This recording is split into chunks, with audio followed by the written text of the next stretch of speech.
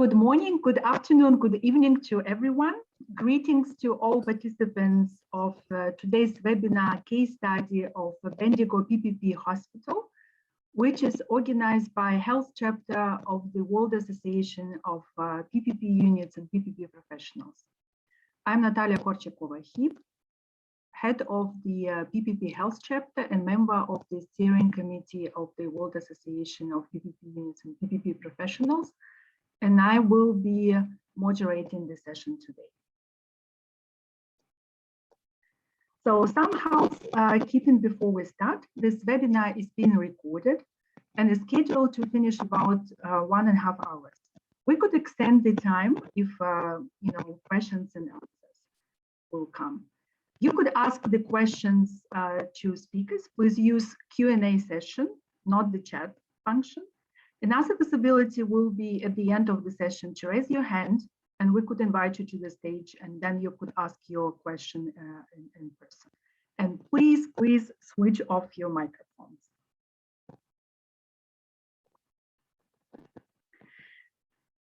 Ladies and gentlemen, we are presenting today the World Association of PPP Units and PPP Professionals, which is a Geneva-based, global, independent, non-governmental organization. It aims to establish international network of PPP units and PPP practitioners involved in design and implementation of PPP projects. So the question why we organizing this webinar today.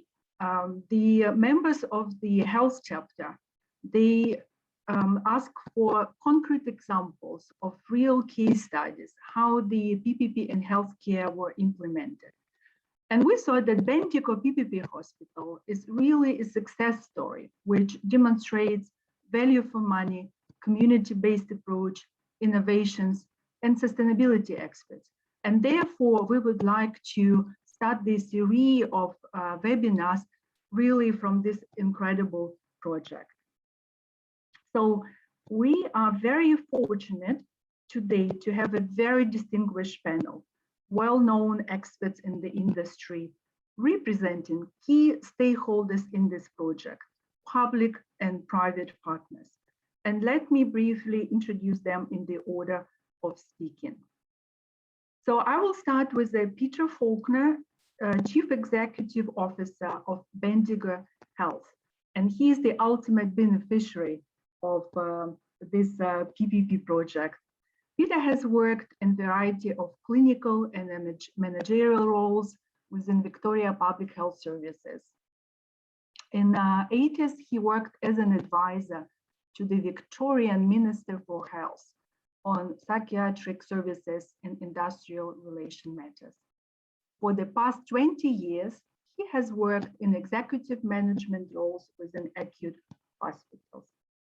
And for the past 11.5 years, he has worked in a number of roles in Bendigo Health, including responsibility for the new Bendigo Hospital and having the role of CEO for the last 3 years. Welcome, Peter. Next is Tony Michele, representative of the government, and in his current role as the Executive Director Delivery within the Victorian Health Building Authority. Tony has procurement, design, construction, and commissioning delivery accountability for the Victorian government's currently $7 billion Australian dollars health infrastructure program and portfolio management responsibility.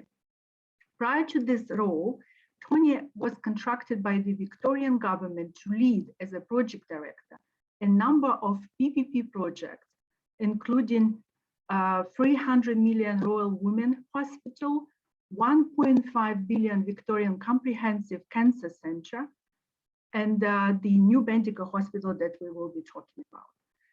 Tony, we're very happy to have you with us today. By the way, I would like to say that we are also very lucky today because we have a gender equality on our panel. We have a really professional, competent, senior women professional today. And I'm very happy to introduce Kerstin Schmidt, who is the Senior Investment Manager responsible for equity in Siemens Financial Services. And she will be representing the investor perspective to us. And Kerstin accumulated over the 20 years of working experience in finance and developing infrastructure projects, which includes hospital, airports, rail, and other sectors. And Kerstin was the project lead and project company representative and board member for the successful Australian healthcare PPP Bendigo Hospital and also Sunshine University Hospital. Welcome, Kerstin. I'm also very happy to introduce Cameron Marcuccio, Head of Enterprise Services and Solutions, Australia and New Zealand from Siemens Healthineeers. And Cameron has 25 years healthcare experience, and he joined Siemens in 1998. And his achievements include structuring and managing successful sales and marketing teams and exceeding the business growth targets, improving the customer satisfaction. And Cameron's experience in Siemens PPP projects includes PPP projects like Bendigo Hospital, Royal Children's Hospital, Victorian Comprehensive Cancer Centre, New Royal Adelaide Hospital, and Fiona Stanley Hospital. Cameron holds a Bachelor of Applied Science in Medical Radiations from the Royal Melbourne Institute of Technology. Cameron, we're very much looking forward to your presentation today. And last but not least, another extremely well-known, distinguished lady, the professional Clare Shiell, CEO of Exemplar Health. And I'm very pleased that Clare has the opportunity to join us today. Clare leads the consortium engaged by the Victorian state government to design, build, finance, operate, and maintain the Bendigo Hospital project. She is a highly experienced infrastructure delivery leader with over than 20 years of experience in successful management of some Victoria's most high-profile and complex health and justice projects, including hospital, courts, and correctional facilities. Recent projects include the Victorian Comprehensive Cancer Centre, Hopkins Correctional Centre PPP, and Partnerships Victoria Correctional Facility project. Thank you, Clare, for being with us, and we're looking forward to your presentation.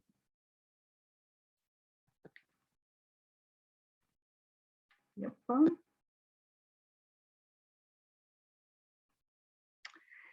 So, ladies and gentlemen, I would, without further ado, would like to give the floor to Peter Faulkner. Peter, the floor is yours. Thank you very much, Natalia. Thank you for the kind introduction. It's a great pleasure to be here and to join with my colleagues and friends from our terrific project, but also to be joining you from so many parts of the globe. So I think for many of you, it's good morning. For some, it may be good afternoon, and for us, it's good evening. I'm going to go through a few slides, and perhaps the next slide will give us a bit of an overview of what I'm proposing to cover.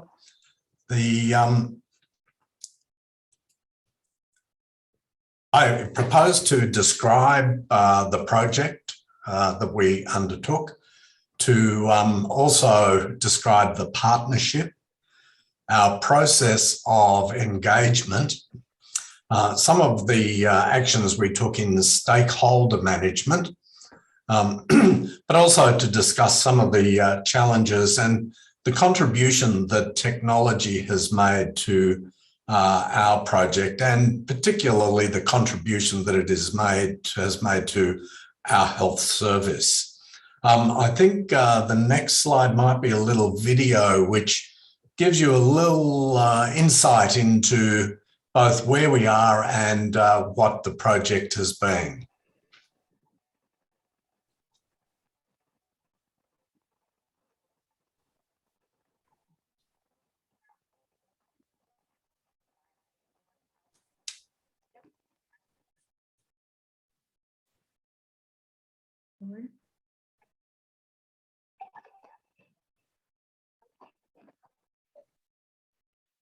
I don't have audio.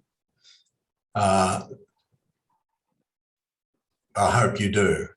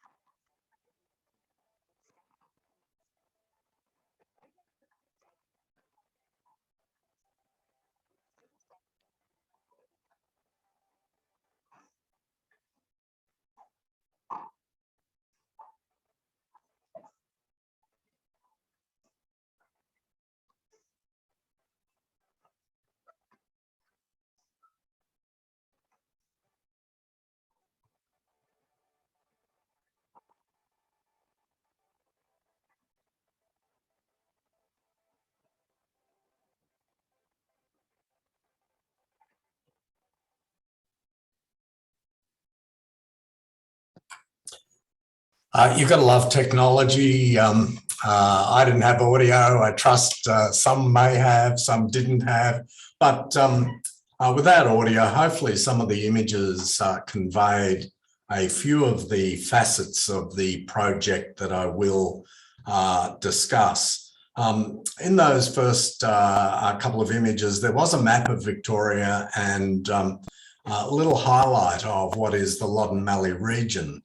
And Bendigo Health and the hospital that was constructed through the PPP project is the regional public hospital servicing that Loddon Mallee region, which represents around 25% of our state's land mass, services a population of around 300,000 people and a very rapidly growing population. But we also provide services across that entire region, not just in the provincial city of Bendigo itself, which has a population of about 100,000+ people. We provide regional psychiatric services. So across that entire geography, we have a broad array of community and continuing care services. We have a large aged care, residential aged care, nursing home, care type services. We employ as an organisation in excess of 4,500 staff with a $500 million, more than $500 million Australian dollar annual turnover. And prior to the new hospital, we had very suboptimal facilities that were, just not safe in contemporary standards or context.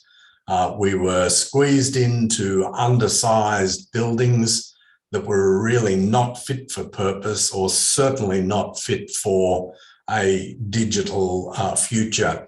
I had the, pleasure of working in those facilities, so I knew them quite well, and had a fair idea of why they didn't work and what we needed to provide a good contemporary health service to our community.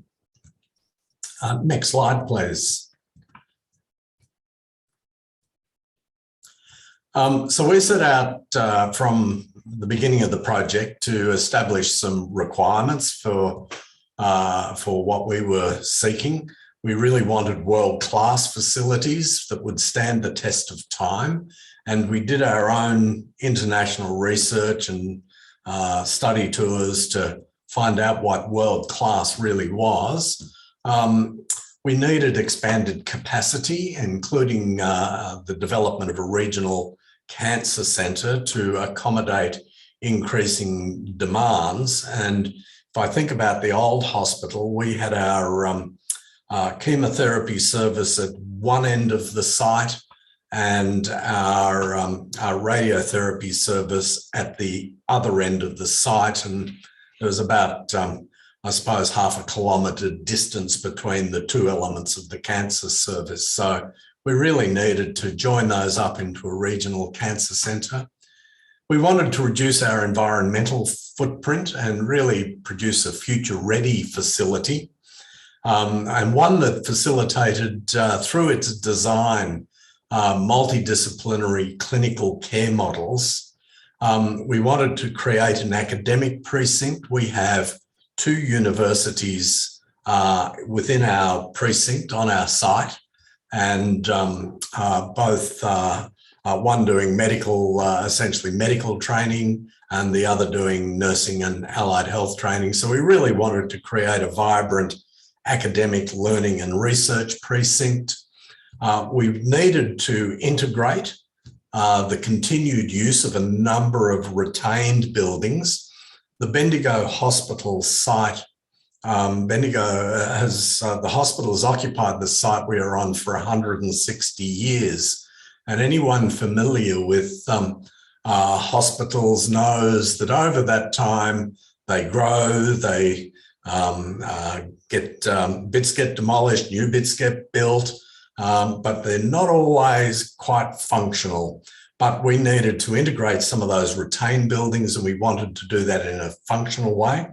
We wanted a solid and strong investment in ICT, in information communications technologies. And we wanted an environment that was accessible, that it was light, and that offered landscape views from every inpatient room. So it was a bit of a challenge for the architects and the designers, but we were pretty clear about what we needed. Next slide, thanks. So the approach that was adopted was a public-private partnership development. It was the largest regional hospital development in Victoria, and it was, as I've touched, a brownfield project, so it was quite complex in terms of the staging and construction program, and did require a substantial enabling works program. And for example, we had to demolish the existing kitchen servicing the hospital to build the new hospital on that site. So that just created a bit of a challenge for the builder and for Exemplar Health and the state. We also have a number of heritage buildings on the site. Some of those buildings are well over 100 years old and had historic relevance and value. So there was a program of redevelopment, refurbishment, and repurposing. There was a lot of demolition that was integral to the program. We took it through 2 stages of design, and this particular, the Bendigo Hospital PPP, saw the most extensive soft services of all Victorian hospitals. So we transferred a whole lot of services into the PPP. It was scheduled for completion on 14th of December 2016, the construction, and commercial acceptance in January of 2017. It was really pleasing that those dates were in fact met. Next slide, thank you. There were some commercial developments, which were some real value adds to the Bendigo community and to our hospital community. There was a childcare centre that was delivered in the first stage of the program, a 128-room 4-star hotel delivered on the hospital, in the hospital precinct, a new construction, and a number of retail, in-hospital, food and other sympathetic outlets, and a wellness centre. And earlier today, I had the pleasure of attending our wellness centre and receiving a generous philanthropic donation towards the operations of the wellness centre from a Kirkland Lake Gold. Bendigo was built on gold mining, and 150 years later, it's still going strong. And our first hospital was called the Diggers Hospital, and it was really great to see gold miners making a philanthropic contribution to our wellness centre today. In the second stage of the project, there's the delivery of a conference centre and retail pharmacy, and that's well and truly up and running and has been part of Bendigo's vaccination effort for COVID, which has been terrific. Next slide, thanks. The partnership itself was governed by the project agreement, which we know and love very well, all 2,200 pages of the contract, the 31 schedules, the 9 annexures. But it defined the formal interface structure, the meetings, the processes, communication protocols, etc. And it covers the term of the partnership, which is a 27-year term. 2 years with design and construction, overlapping with a 25-year operating term. That's a contract between Exemplar Health and the state government, and no doubt Clare will touch a little on that. And Bendigo Health is appointed as the hospital operator. So we have certain rights and obligations under the contract, but I'm really pleased to say, and I think the most important thing which really emphasises the notion of partnership is that it's not real often that we need to refer to the contract. We know it exists, it serves a purpose, but it's really the partnership of people that have made our project so successful. Next slide, thanks. These have been the key partners. Exemplar Health is the consortium. Capella Capital and Siemens have been financing as well as providing some medical technology into the facility. Lend-Lease was the builder. Spotless is the service provider. Of course, the state government of Victoria made it happen, and we're Bendigo Health are the tenants, beneficiaries, and service provider. Next slide, thanks. So why does the PPP work for us? Well, it was a competitive tendering process for the project, so we reckon we got really good value. We did put the tenderers under some intense scrutiny to make the selection ultimately. I'll touch on that a little more in a moment. But the project was delivered on time and on budget, and for any project of this complexity and this size, that is a fantastic outcome. And I have absolutely no doubt that the PPP nature of the project contributed to that. It gave us increased certainty as the operator in relation to whole of life maintenance and management of the non-clinical assets. So our hospital today, 5 years down the track, looks as new as it did when it was delivered to us. It has clear and delineated performance outputs and outcomes to support our clinical services. And it provides community benefit, not only in terms of a really great world-class health facility, but also in terms of commercial opportunities that have come into our community. It did provide a reduction in capital project staging, and our experience of these projects being delivered by other methods apart from PPPs is that they are so often done in stages. So, you know, you get the ED done as the first stage, and then the cancer centre might be done a few years down the track and so forth. But from our point of view, that was all reduced and it was delivered in the two stages, full delivery. And we got some great technological benefits and some innovations, which I'd happily talk about, but time will be against us to go into too much detail about those things. Next slide, thank you. The engagement process, as I said, we went through we put the tenderers through a bit of a rigorous process. We had an interactive tender process with the two shortlisted tenderers, And we really did work very, very hard over many months with those to help them refine their design and their proposal for final selection. And our staff, hundreds of staff were involved in that process. We had a very detailed functional brief, which was prepared by our clinical and management leaders. We revised all of our models of care and reflected those models of care in the functional briefing process. We had some great architects. The health design firm of Silver Thomas Handley did a great job with the internal works and health design layout, and the facade and some of the external appearance and the main atrium space were developed by Bates Smart, who did a great job. We had lots of prototype rooms, so we really tested things out. We did a lot of completion and transition planning. We did work to introduce a digital and then subsequently an electronic medical record as part of the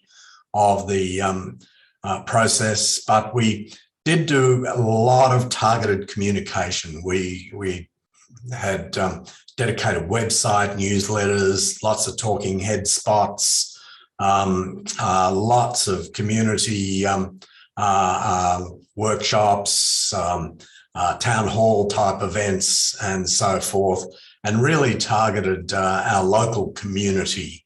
And we did that jointly with the state, with Exemplar Health and with the builder at the time, Lend-Lease. So it was a really engaging and interactive process, not just of us, but with our community. Thanks. Next slide.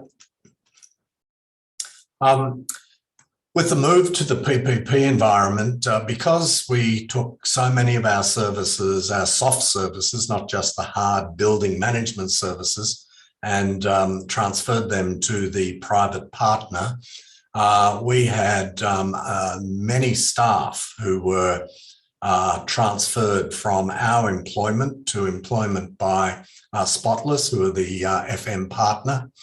And this was quite unprecedented in our experience and in Victoria's experience. All the staff kept their entitlements under industrial awards. We had no industrial action, and we transitioned that staff on time as expected. So, you know, never been done before, but we managed to do it really successfully. And many of those staff are still working for Spotless in our hospital today.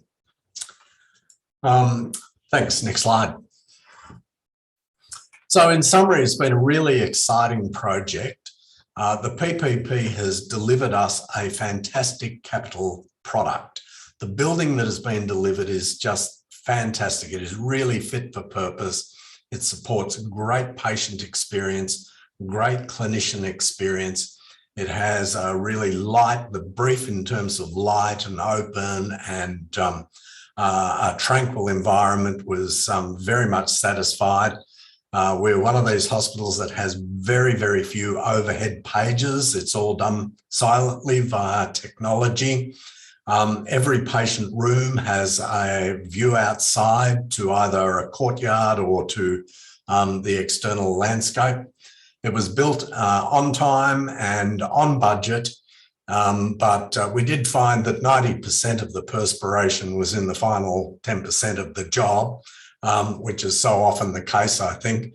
And we're really delighted and have benefited so well from some pandemic measures that were built into the design from the outset that have enabled us to really manage our response to the COVID pandemic very well. So a really future-proofed opportunity that was delivered through the project. So a great project. There are a couple of slides that we can just flick through. Natalia, if you wouldn't mind. So these are pictures from the construction, final days of construction. It's a great looking building. It's great to work in. I feel so privileged to have the opportunity. And you can see from this slide that it is quite a complex site. in the right-hand corner of the university buildings. But it's a great project, great outcome. Happy to take any questions or to wait for the panel.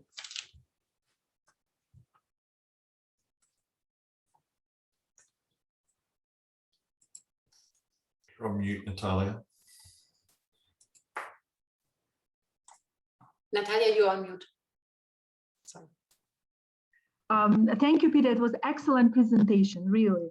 And I have to say the expectations that you set was very, very high. So it will be very interesting to hear how the private sector respond to those requirements. And also what was interesting, and I think it's also contribute to the success of the project, that very efficient communication campaign that you integrated into the PPP project. I think this is something which is missing, and also stakeholder consultation, which leads us to the role of the government, the vision of the government, how the generally PPP framework is organized. And I'm very, very pleased to invite Tony and Michele to give us insights about the Australian PPP climate and your position on in your state of Victoria.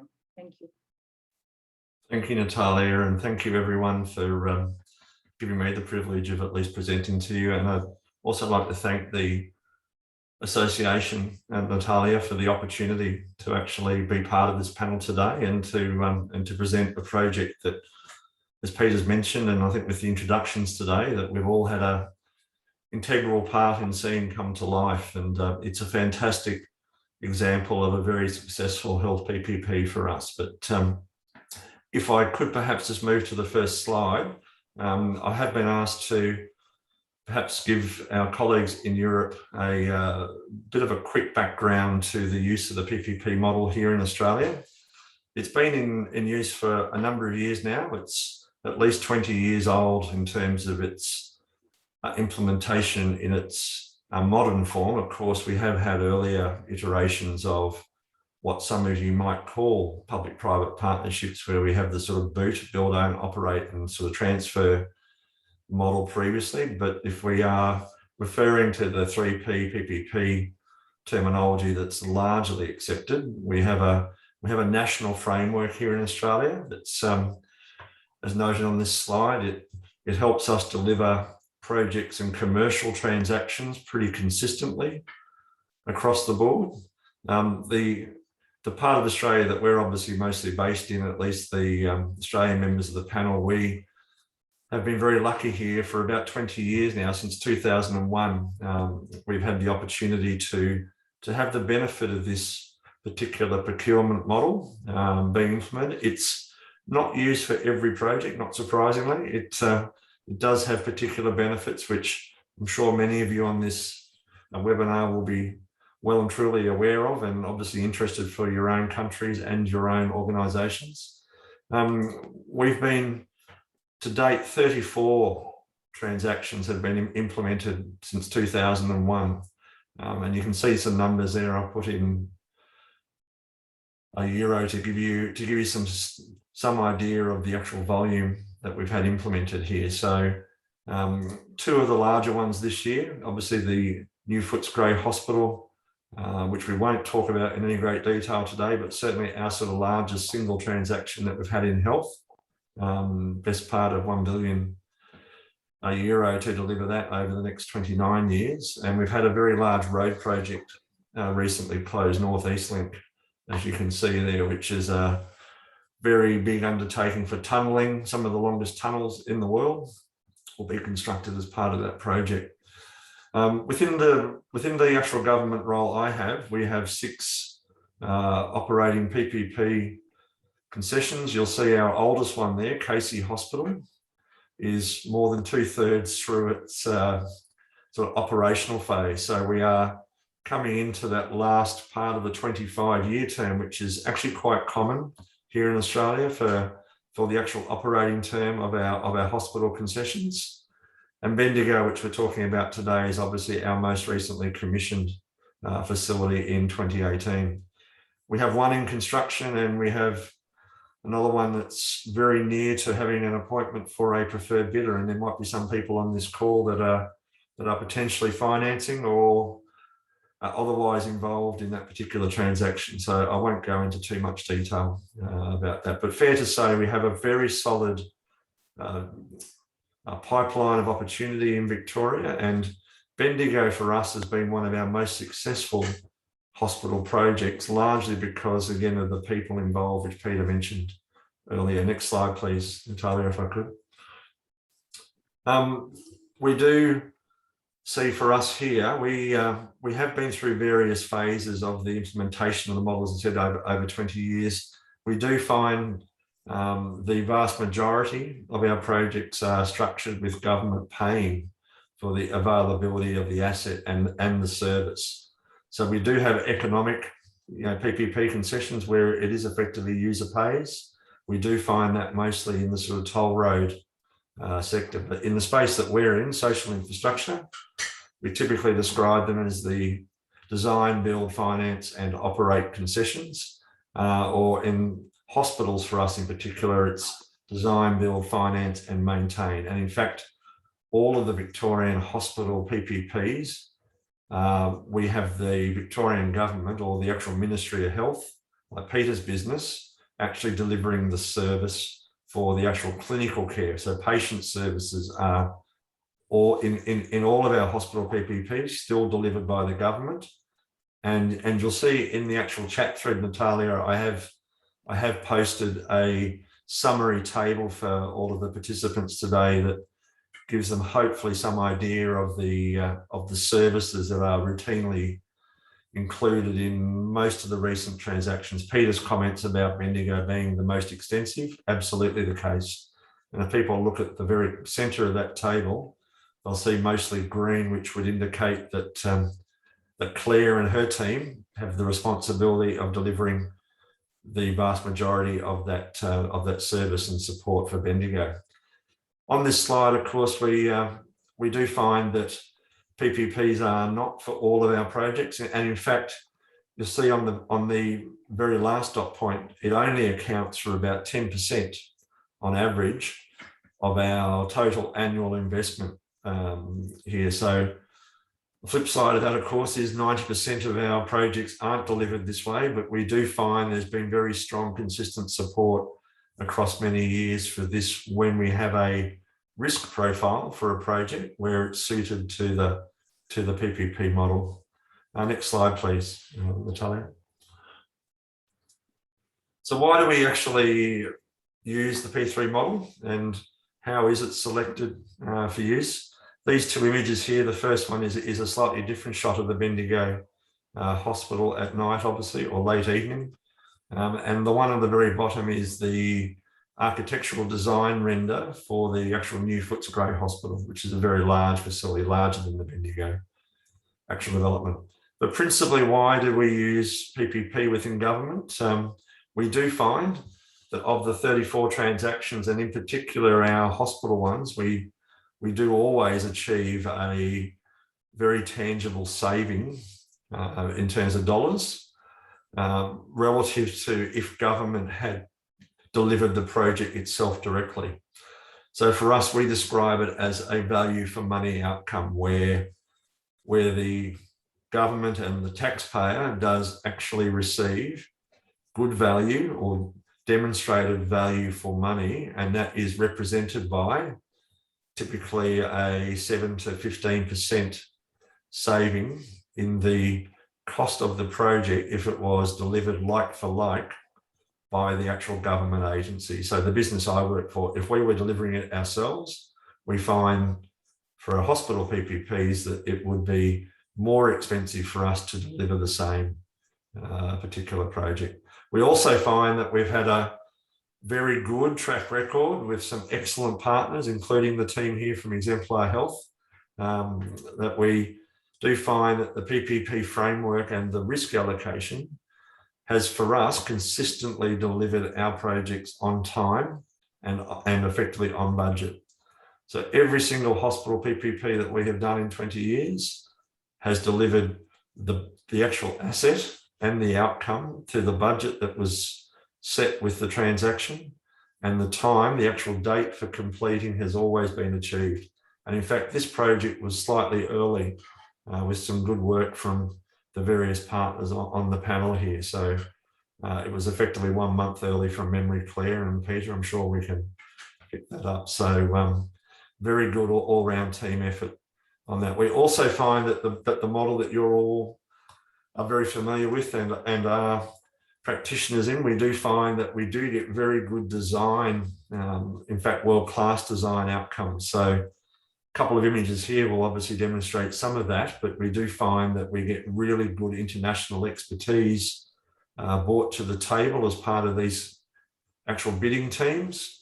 And we do find that we also get the choice of 2 or 3 designs from this type of process, whereas if we were delivering this ourselves, we would normally appoint a single team and we would end up with actually 1 design. So we do get the benefit of not just world-class design, but we also get the benefit of choice for Peter and his team at the hospital. Payments typically dependent, as I mentioned earlier, on the continued availability and meeting a very large number of KPIs. Peter, I think Cameron's quite familiar with some of them where the equipment does intersect with the contract, but I think there's about 2,500 separate KPIs for Clare and the team in the project company to make sure that all of the various partners do achieve in terms of providing that service. And I think lastly, just that point again, that we do find that every single one of our experiences with this model of project delivery has, without exception, delivered a much better value for money outcome than we could ever possibly achieve. Next slide, please, if I could. I think, Natalia, you were also keen for me to go into some detail about why did we choose this team. So I think this was a similar slide to Peter showing the composition. You know, 5 very, very, very competent partners here coming together as the entire Exemplar Health Consortia, at least at the principal level. And I think I'm looking forward to hearing from a couple of the partners with the follow-up to up to my slides. If I could go to the next slide, please. Peter had an image up which will come up next on my slide after this one, which did show that complexity of the campus that Peter has. So if you didn't pick it up from the last image, you'll see there is a very large road separating the actual yellow buildings here. So that sort of dark grey on this slide is a 4-lane road, Peter, semi-arterial road that's got quite a traffic volume going up. So this hospital is located across two physically separate land parcels with a road that actually separates, you know, one half of the campus from the other. This slide, though, was really answering the question in part, why did we choose Exemplar Health? And one of the principal reasons is that they put a lot of effort into thinking about not just the core development, which is that larger sort of yellow building, but they thought about the long-term plan, development opportunities, what would add value and what would return benefit to the actual local community.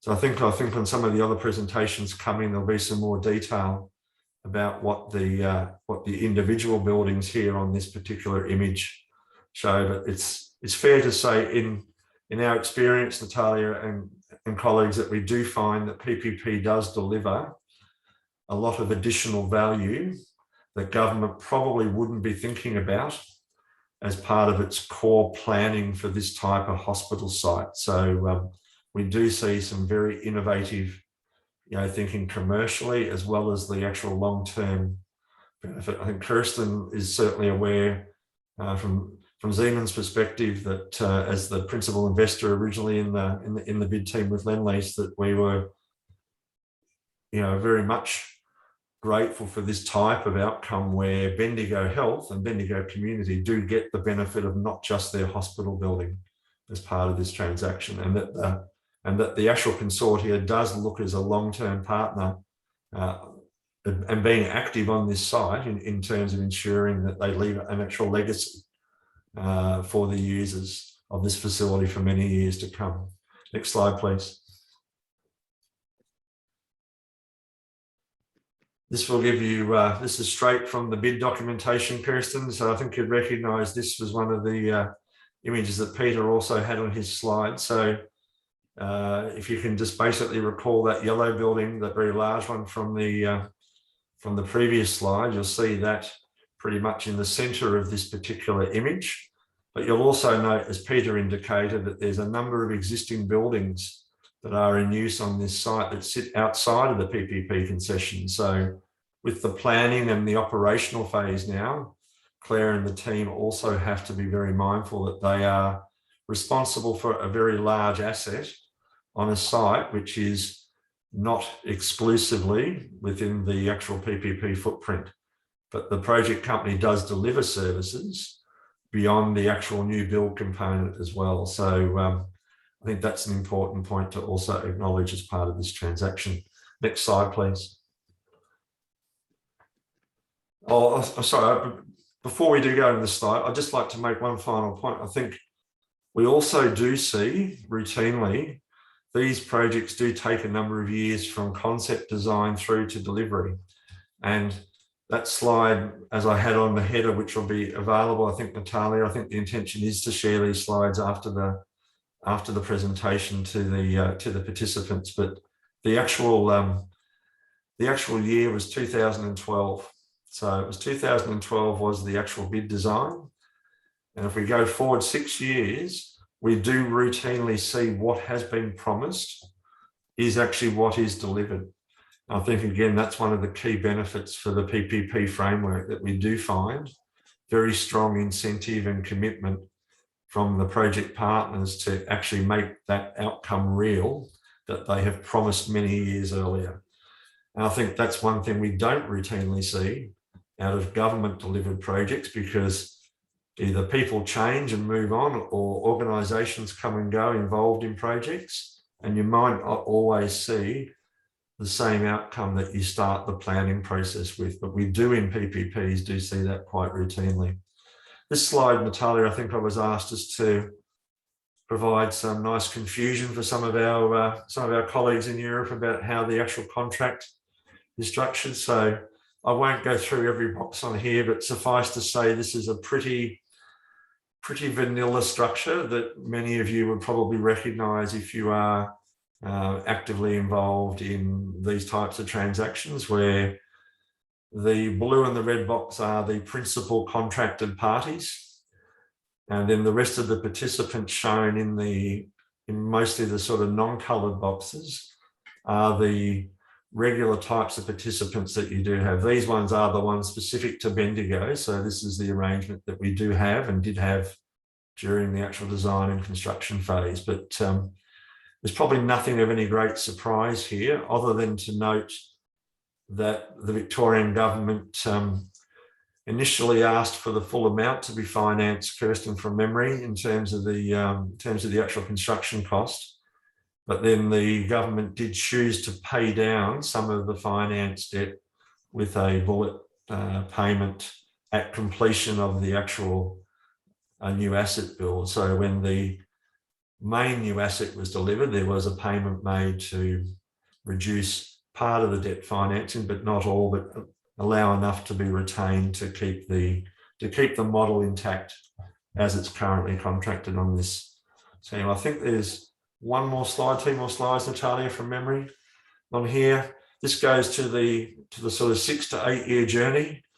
I think a few people would find this if they are researching the actual project online. There is a project summary published on the Victorian government website. It's publicly available. This is taken from that summary. It does show, in this case, that the ministry that I work for did start back in 2010. Then it does take a reasonable journey to deliver not just the front-end bidding phase, but equally then the actual design and construction. And in this case, this was a PPP that had 2 stages to it.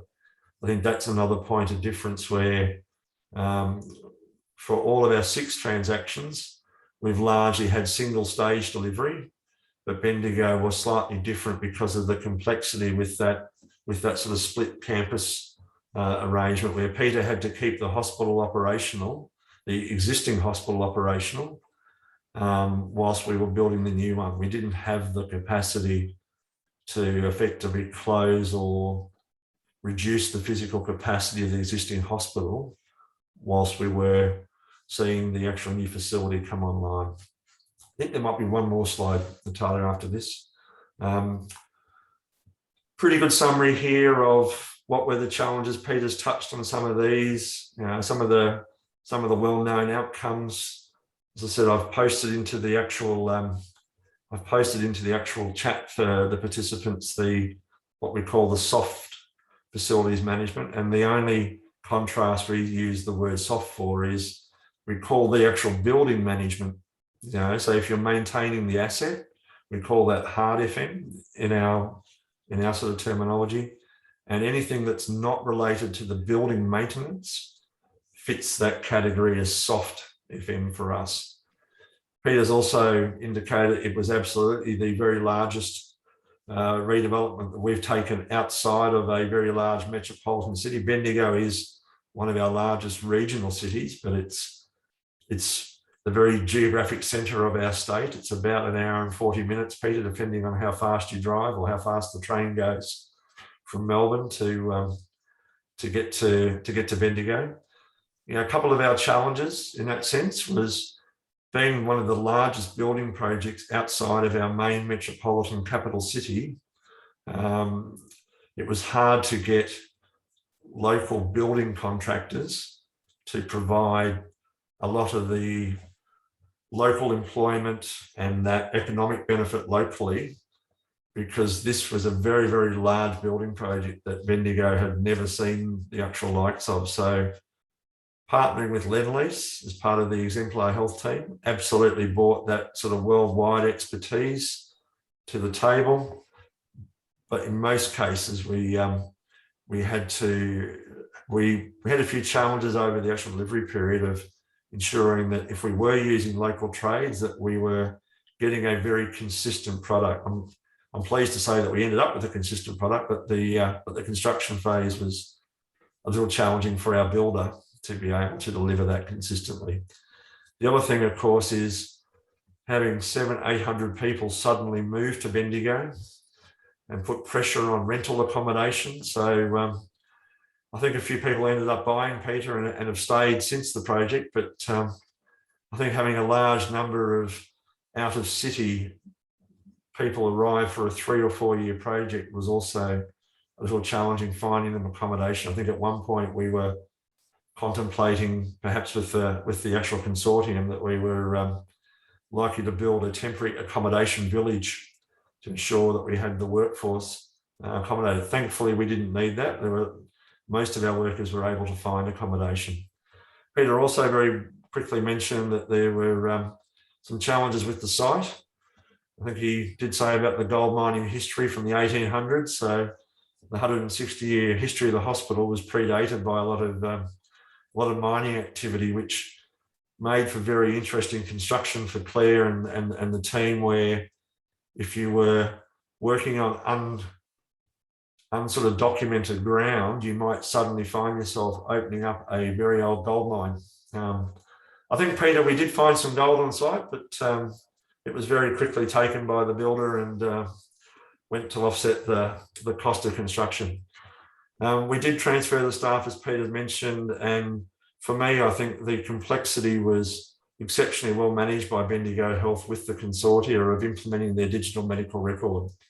So we would typically not want to go through such a large change project, which is implementing a completely new, patient record, as well as the actual new asset. We would normally stage that to ensure that we didn't have too much commissioning risk coming together at the same time. But Peter's team did an exceptionally good job of making sure that project was successfully commissioned and it supports the activity. I think that's it from me, Natalia. I'm happy to take questions at the end with the rest of the panel. Thank you again for the opportunity to at least present this project. Thank you, Tony. I think it was, I'm afraid I'm repeating myself. This was an excellent presentation. And you confirm once again that how important value for money is. And I think this is also, I think, a critical, prerequisite for a successful PPP project. And also Australia is very mature, enabling environment for PPPs in terms of having all the legal regulatory framework in place. But what was interesting that you said only 10% is actually implemented as a PPP modality, which is actually confirmed the global statistics. Only 10% goes as a PPP, which is fine. Not every PPP project should be, designed as a PPP. So 10% is good. And so let's now move to next speaker. And I'm happy to invite Kerstin Schmidt, who will present the investor perspective, equity investor perspective on this project. Kerstin, over to you. Thank you very much. Can you already switch to the first slide, please? So this was the vision that the government had for Bendigo Hospital. So the vision about Bendigo Hospital was about ensuring that regional Victorians got the same healthcare as their city counterparts. And when you move to the second slide, I was thinking about, when we prepared the presentation, I was thinking about what was our vision. So our clear vision as a consortium, and whenever I say we, by the way, it's always us as Siemens, as a team, as a group, but also Lend-Lease, Spotless, everybody and Capella, everybody together as a team, I have to say. So our joint vision from the start was that we want we have to deliver this on time and on budget. And over time, we, however, delivered or developed, I have to say, a special spirit in this project, because when we realized for how long actually Bendigo and Bendigo Health had been working for this hospital, waiting for this hospital, and how clear the expectation already was how this great new hospital has to look like, we realized that we even want to try to overachieve. So we knew that there were certain things Peter and also Tony would have loved to have at the hospital, but didn't have the budget for.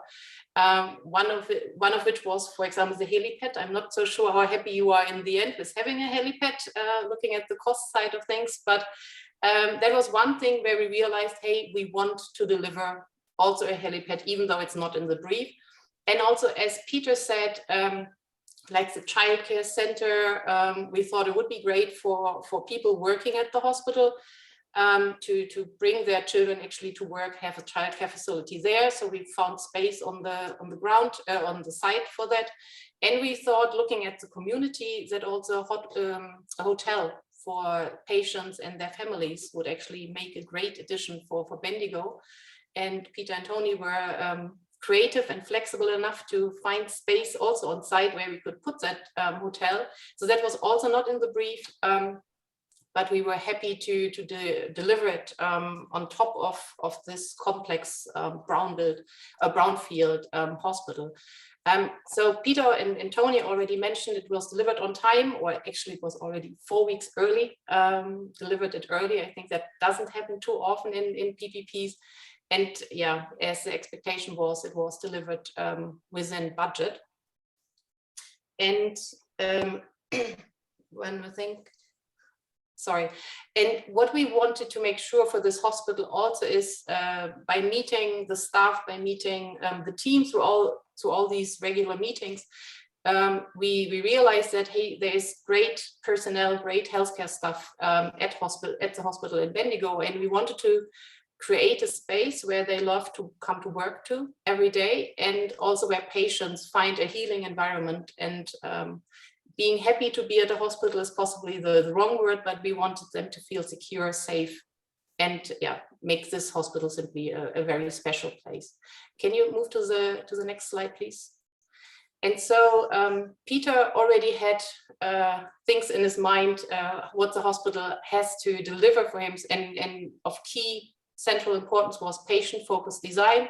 So he wanted more single rooms than normally in a public hospital in Australia or in Victoria. He wanted a more spacious design. and he wanted a healing environment. And so we looked together as a consortium. Again, we looked worldwide at great hospital builds and tried to bring the best of all those together to Bendigo. And one very important thing for us was natural light. So we wanted to flood simply the building and every part of the building with natural light to make it really nice to work there and to be there as a patient. And also we wanted, or we needed to deliver on the promise that this hospital would be future-proof. We didn't plan on really testing that within the first couple of years already in a COVID situation, but we wanted to make sure that if PPP is there for 25 years, priority shifts appear from one department to another. So we needed to find a design that is open for that, and we wanted it also to be able to include future technology, innovations, and so on. Then another very important point was sustainability. I think all of us, especially also Lend-Lease, was very happy to deliver on that with solar panels, a green roof, and overall a very good, I believe, greenhouse gas footprint of the building, of the facilities. Then technology, Cameron will also touch on that in a minute. But besides what was already expected from us, I mean, we wanted to bring healthcare innovation to this hospital, and we wanted to be proud in the end to be also an investor of this hospital and a partner from a Siemens Healthineeers perspective and an overall Siemens family perspective. And one thing I believe that also only was in our proposal was, for example, what's noted there, the automated guided vehicles. At that time, I think rather unique and a really good idea to automate things and to make sure that we actually only need or that people working at the hospital can focus on the patient and not on transporting things from A to B. And lastly, economic benefit. Already, I think Tony mentioned also the success he had in other PPPs, but also here we knew that we had to deliver very good value for money. Maybe we even overachieved. We could have possibly also won with a little less value for money, I'm not sure, but I think it altogether is, shows perfectly that a PPP really is a benefit to all the parties, to private and to the public. And one more thing there, we wanted to make sure, and we had to make sure that we create as many local jobs as possible with the problems that Peter and Tony also touched upon. Can you go to the next slide, please? And this is already my last slide. I wanted to just go briefly again, like who's involved or who was involved in this project. And starting on the top right, the customer, Bendigo Health, Peter and his team. What was really special for this project is, when I also compare it to other projects that I've been working on, Peter and his team, they had a very, very clear definition of what they wanted from the hospital. So I believe you have waited for so long, you had so much time to plan for this, this new build to happen, that actually Peter and his team, they were involved in every single detail. And whenever I am at the hospital, when I'm allowed to visit, hopefully after COVID also again, when you walk through the hospital, I think in every single area of the hospital, you see that it's exactly, somebody thought it through and somebody, so there's no part of the hospital where you think, this could have been actually done in a better way. Maybe over time that will develop as well. There are always things to improve, but we found that with all the prototype rooms and so on, the customer had a very, very clear understanding what they wanted. And that helped us a lot to develop the hospital as a consortium, as a team. And then the state government, Tony and his team, also they have such a vast experience on PPP. The contracts are there, it's very transparent, and I think 2001 pages are very clear on who takes which risk, which makes it very, not easy as an investor, but it's a perfect position to be in as an investor. So there's not much guesswork or anything. You know exactly what our responsibilities are, and Clare, I think, does a great job to deliver on those, and also her predecessor before. So it's very clearly written down, and at the same time, also as Peter said, I think we don't touch the contract very often. I haven't looked at it since we invested, I have to say, because it's when the foundation is clear, actually everybody can simply do their job and form this partnership together and deliver what is necessary to make this a success. And then in the center, down Lendlease and Capella, and they were really, and they are the center of the project. So Lendlease as a builder and Capella also with the overall project lead for the project. So they brought all the pieces together. They had the vision also, I have to say, with needing a hotel for Bendigo and the childcare center, and also their engagement, I think, with the community together with Bendigo Health was really key to make sure that everybody in the region really appreciates this new building. And as you saw in the pictures, it's city center, so it was very important that we don't mess with the local population and so on. And then Spotless doing a great job for the facility management, soft and hard facility management, and also as Peter mentioned, with tertiary services. So really working interactively with the patient, taking patients from A to B and so on. So that was, yeah, I think it was a first in this project to include all this. And whenever somebody goes to the hospital, I think as a patient, it seems almost seamless. I don't think that patients really realize which part of the stuff is Exemplar Health, Spotless overall, so the private party, and which is Bendigo Health. And then lastly, our role as Siemens, so Siemens Financial Services, we are a 50% investor in the project company, which is called Exemplar Health. We also were one of the mandated lead arrangers for the debt. And then Siemens Building Technologies, also part of the Siemens family, they are subcontractors to Lendlease for the build and also to Spotless for maintenance and so on. And last but not least, Siemens Healthineeers with the healthcare innovations that Cameron will also touch upon. The major medical equipment was part of separate tenders outside of the PPP, but still Healthineeers played an integral role in really bringing healthcare innovation into the facility, into the hospital. And I think with questions, I think we will have that in the end, Natalia, right? Right. Thank you, Kerstin. Thank you very much. Thank you very much. I think our audience already understand why we have chosen this project, because it's really incredible from every point of view, delivering value for money, 200 million euro. It's incredible.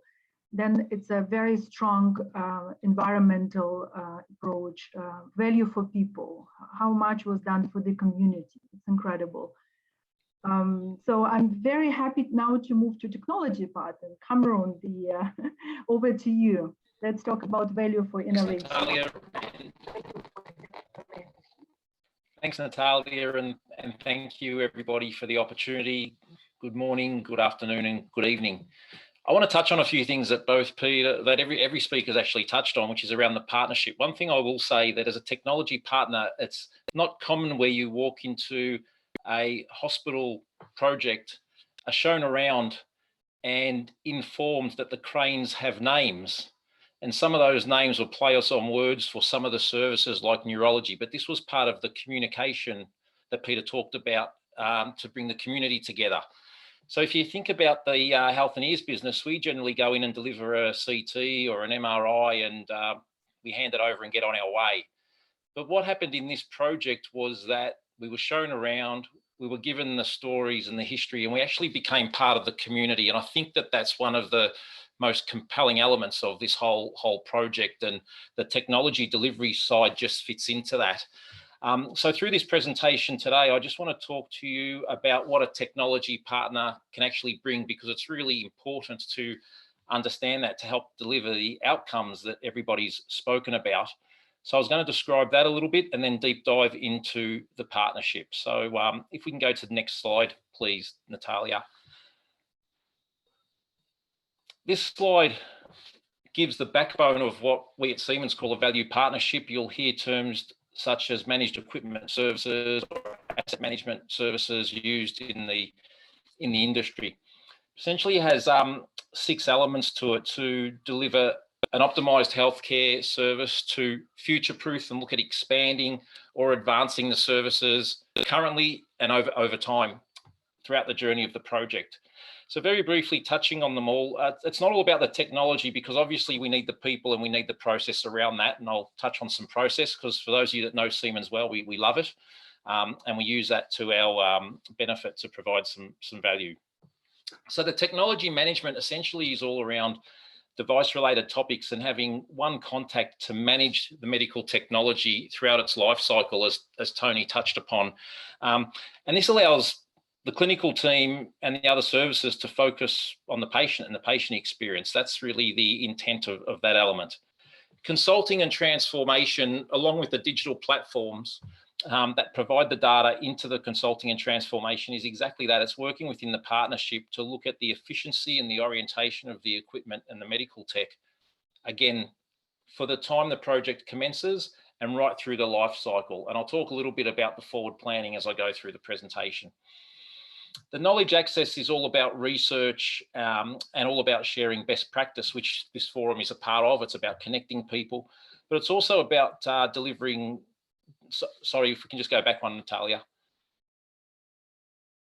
Just back to that's it. The knowledge access is also about being able to bring certain technology in at a time. So during COVID, we were able to run a little research piece around COVID-19 and managing patients within that environment. At times we include operations management. So this is where we actually do place staff into the project, and you've heard a little bit about that. Spoken about digital platforms. I'm going to commence with the design planning, because I think this is one of the major parts of the Bendigo project that worked exceptionally well. And this was all about the patient experience and ensuring that the healthcare team are able to deliver the services exceptionally. So if we can go to the next slide, please.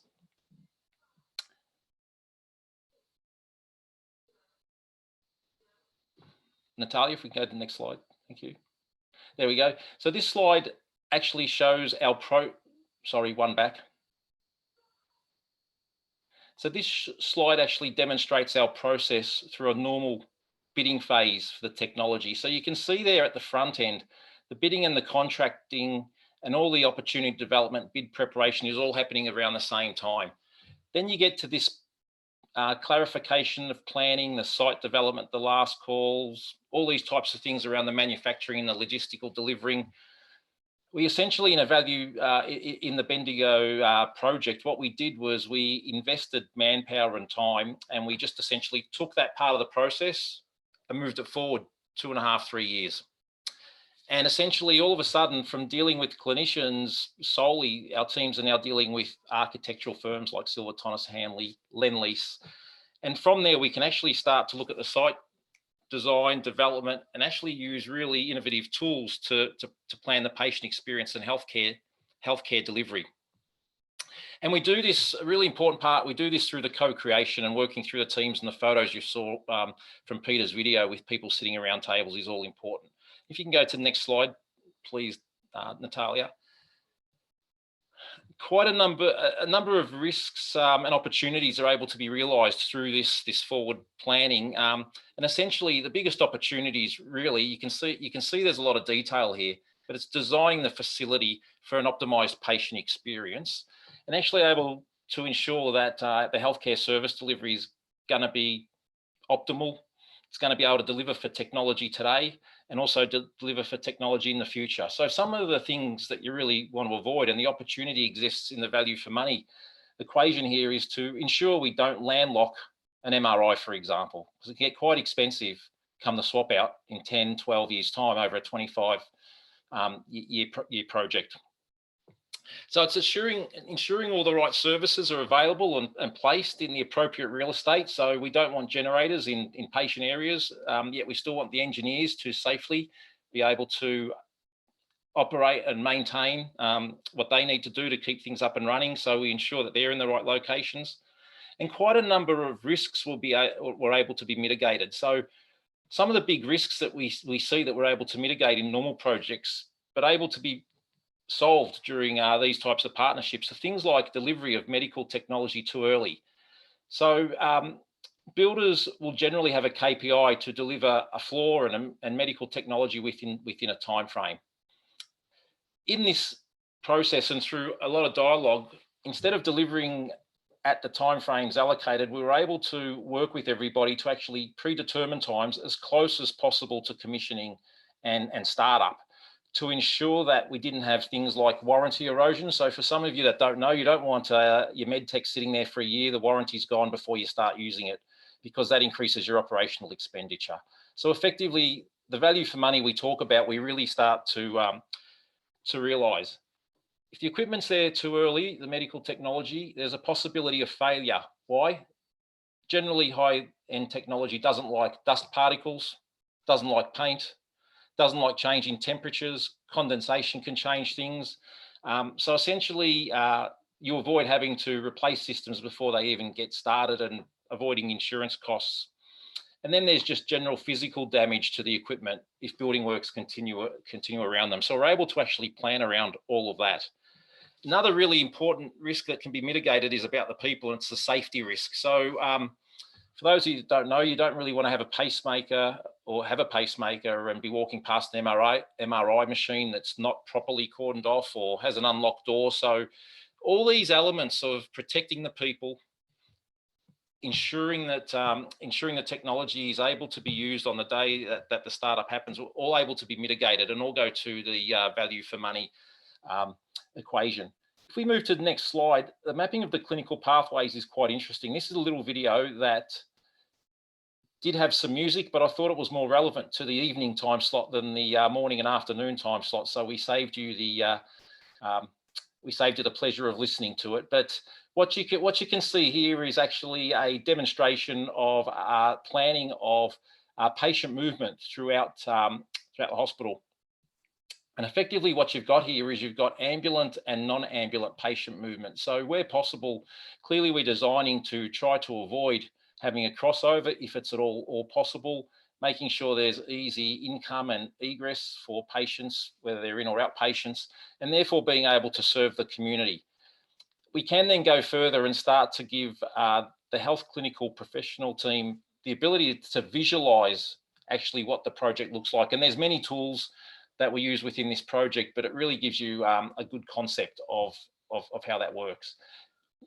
With all the planning, with all the expertise, with the communication that I believe Claire's going to talk about shortly, we actually, if we go to the next slide, Natalia, and you can just go through the 3 steps of that slide. We're actually able to crane in an MRI. We've got people that are operating safely and big smiles on their faces. So you'll all be pleased to know that all the technology was ready for that early commencement date within the hospital, avoiding the risks and really recognising the opportunity. If we can go to the next slide, I want to do a little bit more of a deep dive into the technology management, because that's the planning and the design pillar. If we move into the technology management side, next slide, please. The first thing to say about this is that the technology management component just works around the objectives of the health services and the project. So the slide prior to this one actually talked to the Bendigo Health Services objectives. And the way we look at this is just making sure that we can provide our services and value to ensure that optimal service delivery is given to the patients. So what does technology management look like, and what is an asset management, a managed equipment service, or a value partnership? What's that all about? Essentially, it's a medical technology-based partnership. It manages technologies from cradle to cradle and through this 25-year life cycle. It is outcome-based and it's a value-based approach. So what it does is it provides, if financed, some budget surety, and there are different models that are available, but we presented through this project budget surety through a fixed fee or unitary payment. It does transfer equipment related risks. So through all the KPIs, the most simplest one I can communicate would be a 98% uptime. So if the equipment is below 98%, there will actually be some abatements paid on that in some way, shape or form back into the hospital.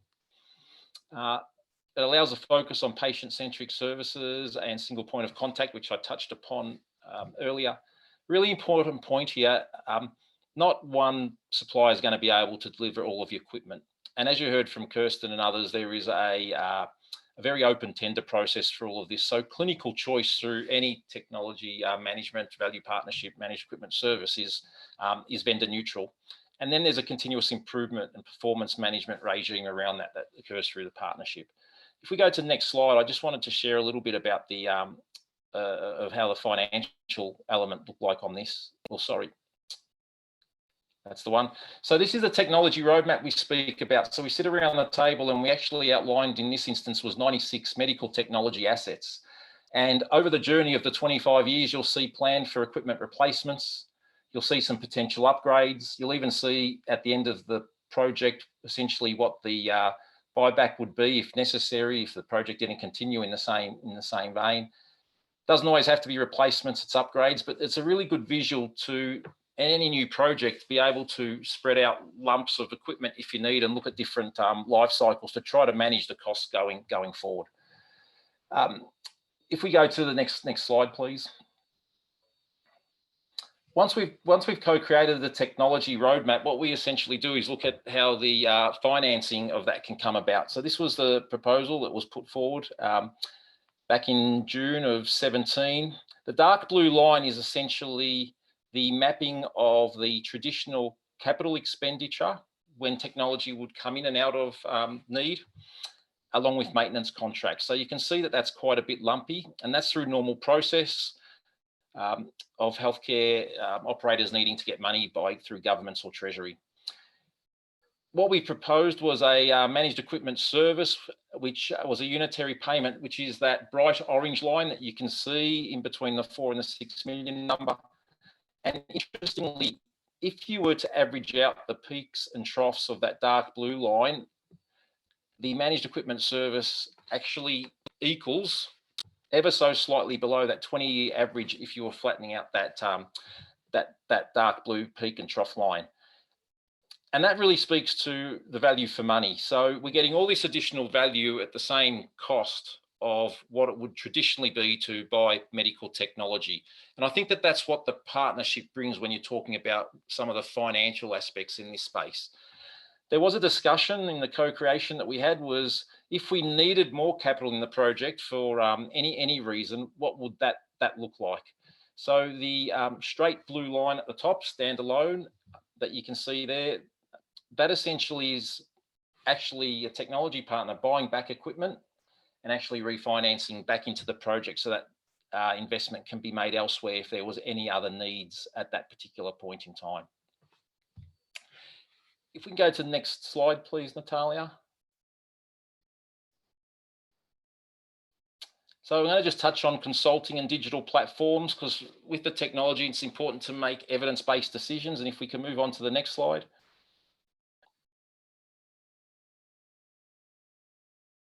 Effectively, this is how we go about it. We have a technology backbone, which is all about digital systems and if you like, business intelligent tools that enables us to look at things like the uptime of the equipment, the utilization of the equipment, whether it's actually turned on or off, and actually take in other information. So we're able to see a full end-to-end health service and measure where we can see optimization, efficiencies, or whether we're happy with what we've got.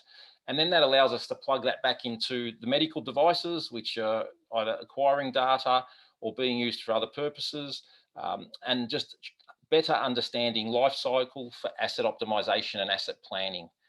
We can run training programs around that depending on usage or new services that are coming on board. If we go to the next slide, please.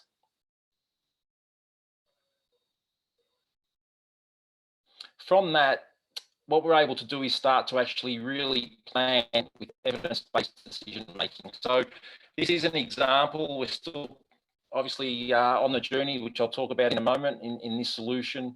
But essentially what you can see here is you can see a number of general x-ray rooms, which essentially in Australia, after 10 years, if you're doing them from outpatients, the Medicare funding ceases. So generally most people swap out at 10 years, different if you're delivering public health services.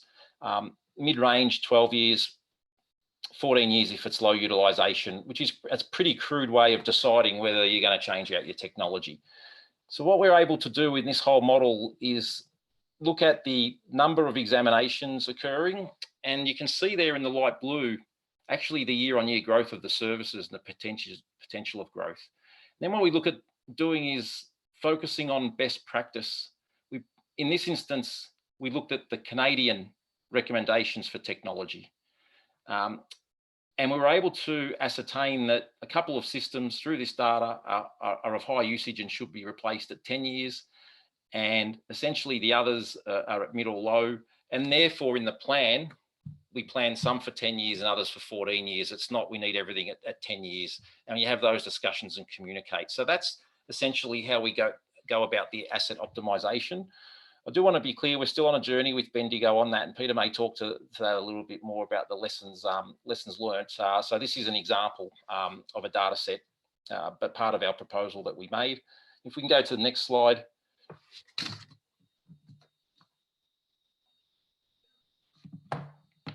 I just wanted to say the journey continues, so it doesn't really stop at any point in time. And one of the things that we learned was the stakeholder engagement right at the front end, back in probably 2011, 12, when this was all being discussed. Managed equipment services were new to Australia, so we weren't in there early enough, and we may talk about that later, but we were privileged to, through the partnership, be afforded an opportunity to present a proposal. You've just seen that, and the relationship and the benefits are coming from that, regardless of where we are as a collective moving that forward. So thanks, Natalia, for the opportunity.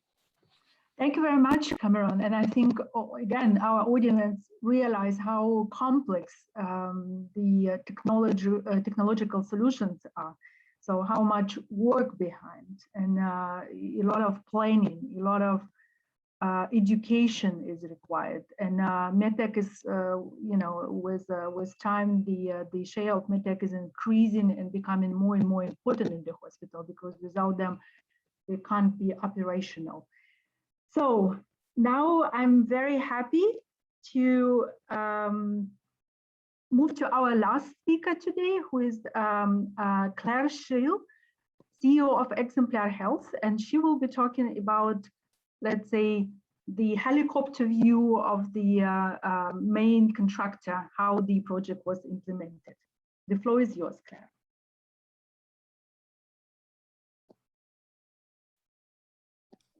Thanks, everyone. Welcome to this great presentation. We've got everyone's view, which is quite unusual, to have representation from all sides of the project, which I think is excellent. So next slide, please.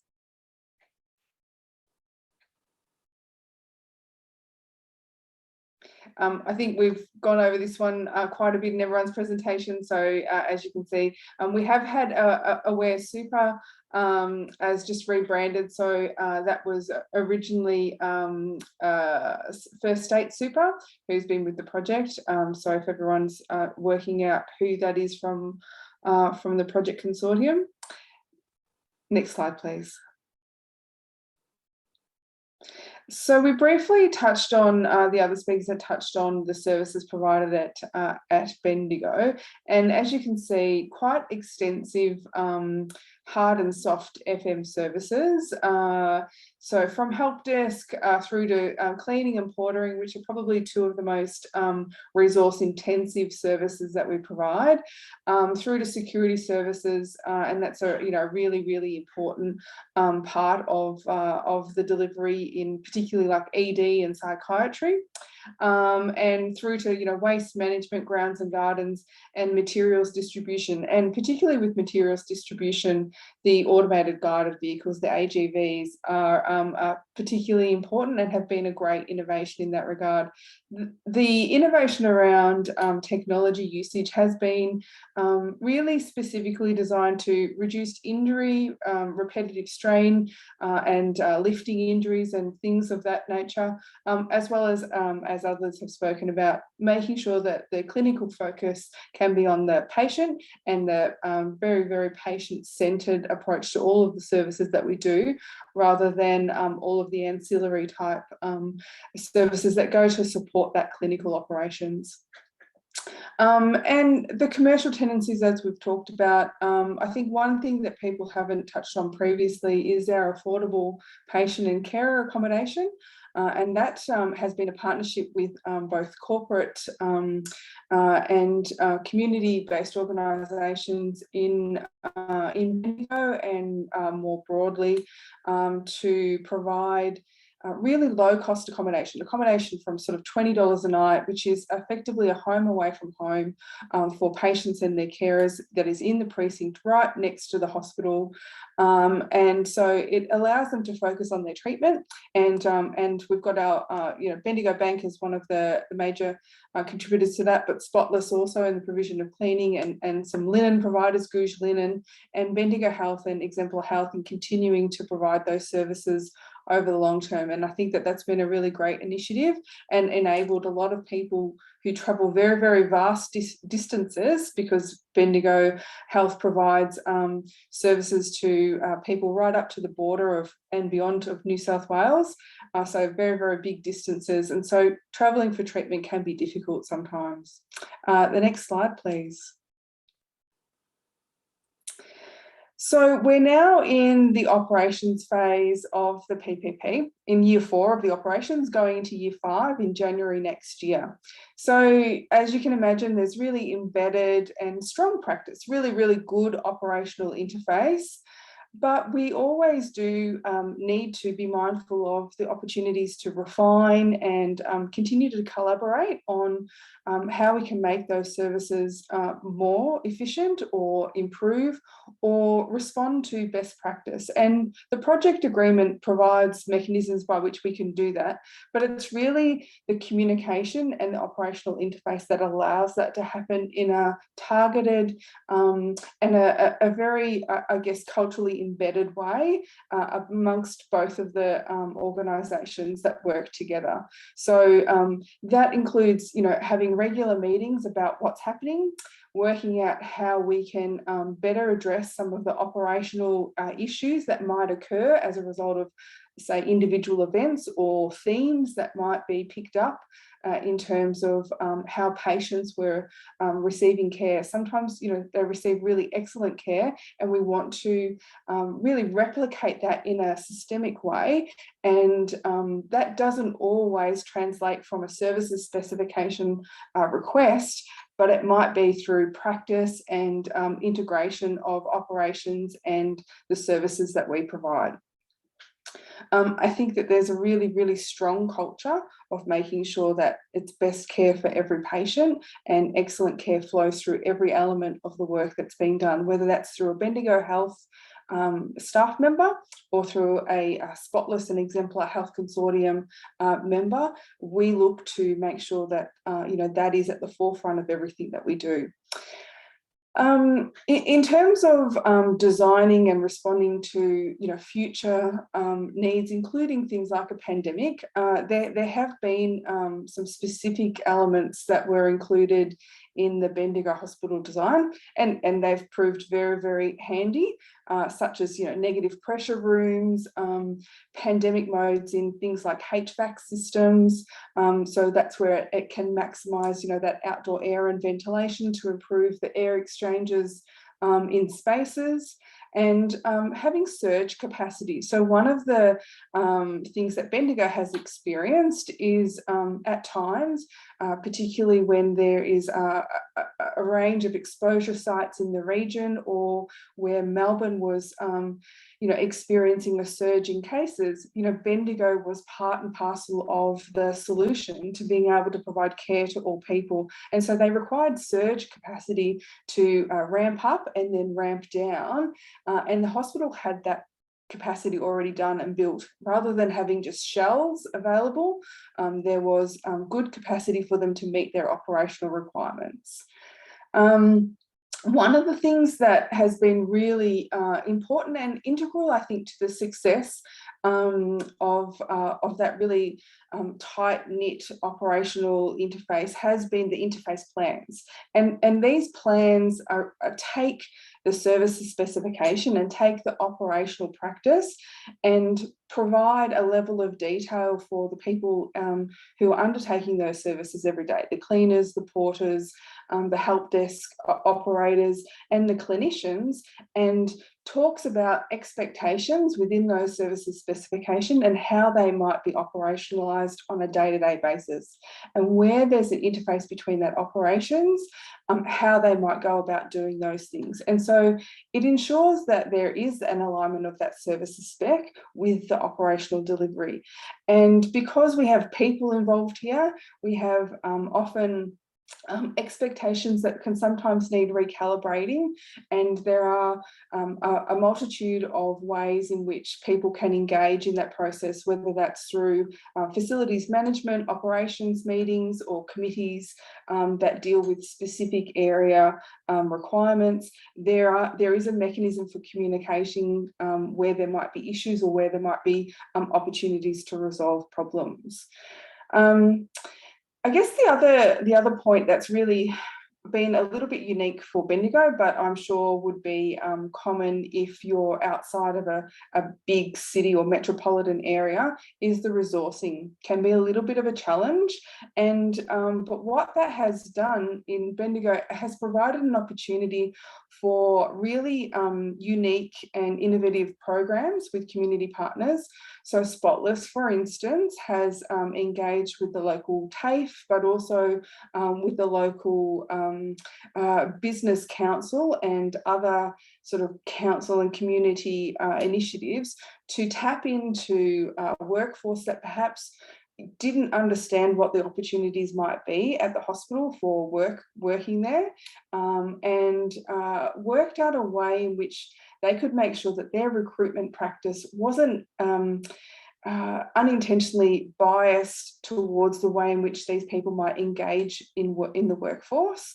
And so they could test their skills and test their ability to, whether or not they're suitable for these roles in a way that probably hadn't been done before. And so it meant that the diversity of the workforce was expanded, and we have more representatives from minority groups within a very, very diverse community of Bendigo working at the hospital. So Spotless has, around about sort of 400 staff, and increasingly they're targeting pilots to engage with areas of the community that are underrepresented in their staffing profile, whether that be the local Karen community or other non-English speaking community members.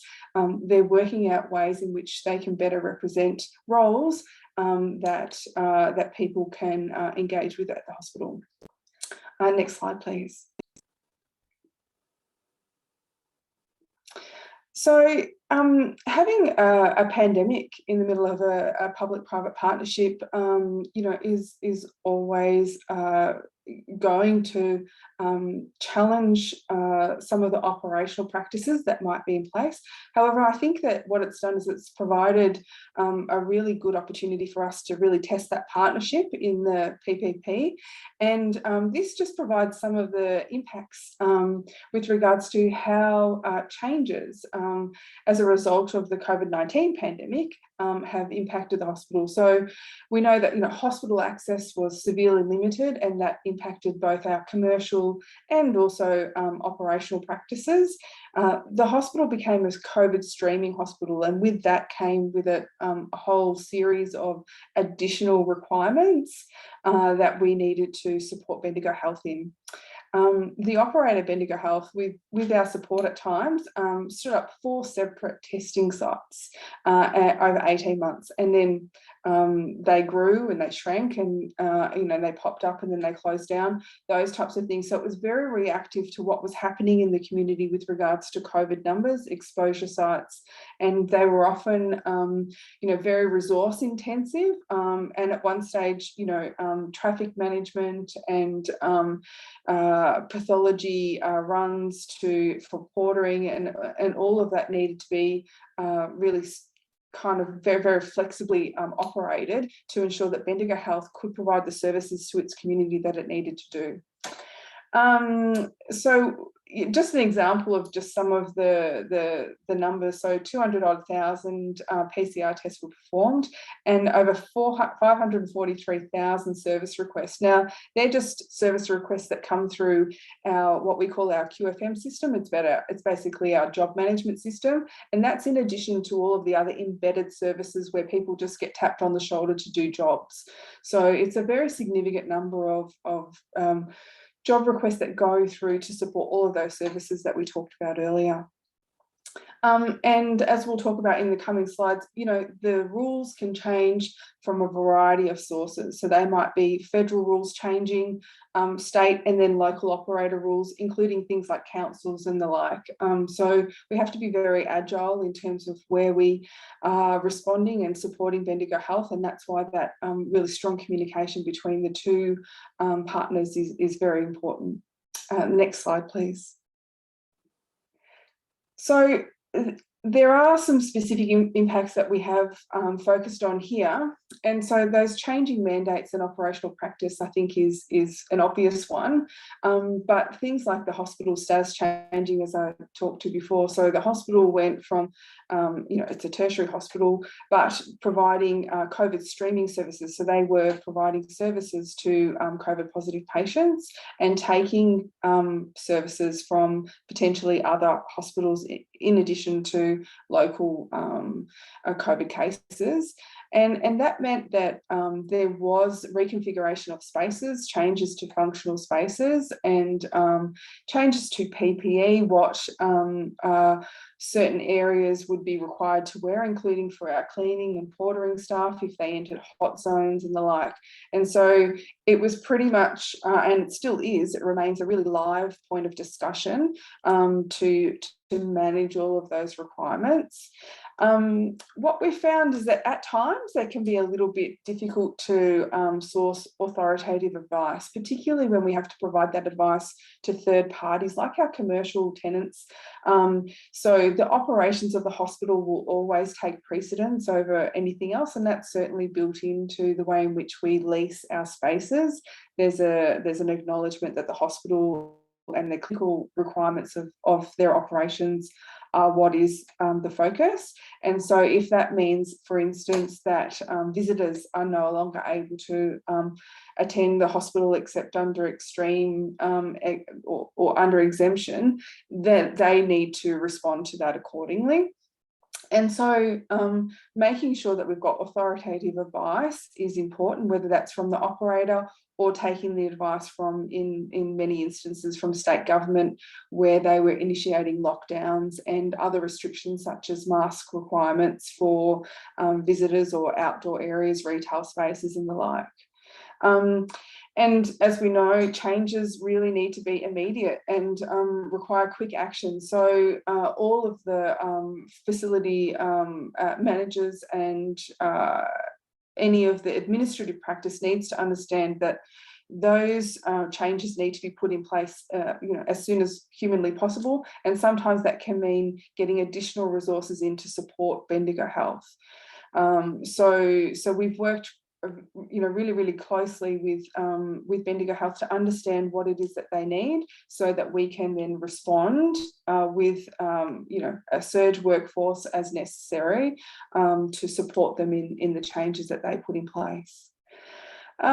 We know that whilst the hospital was future-proof, there are still areas that do require some adjustments. And so we've had a number of modifications that have been put in place, and some are temporary and some are a little bit more permanent. So there has been some changes through initiatives that have been run from the Department of Health in you know, a more centralised system of testing whether or not HVAC systems need to be adjusted, but also providing general guidance around cleaning regimes. And we know that you know, staff amenities and in particular have been sources of risk in the past.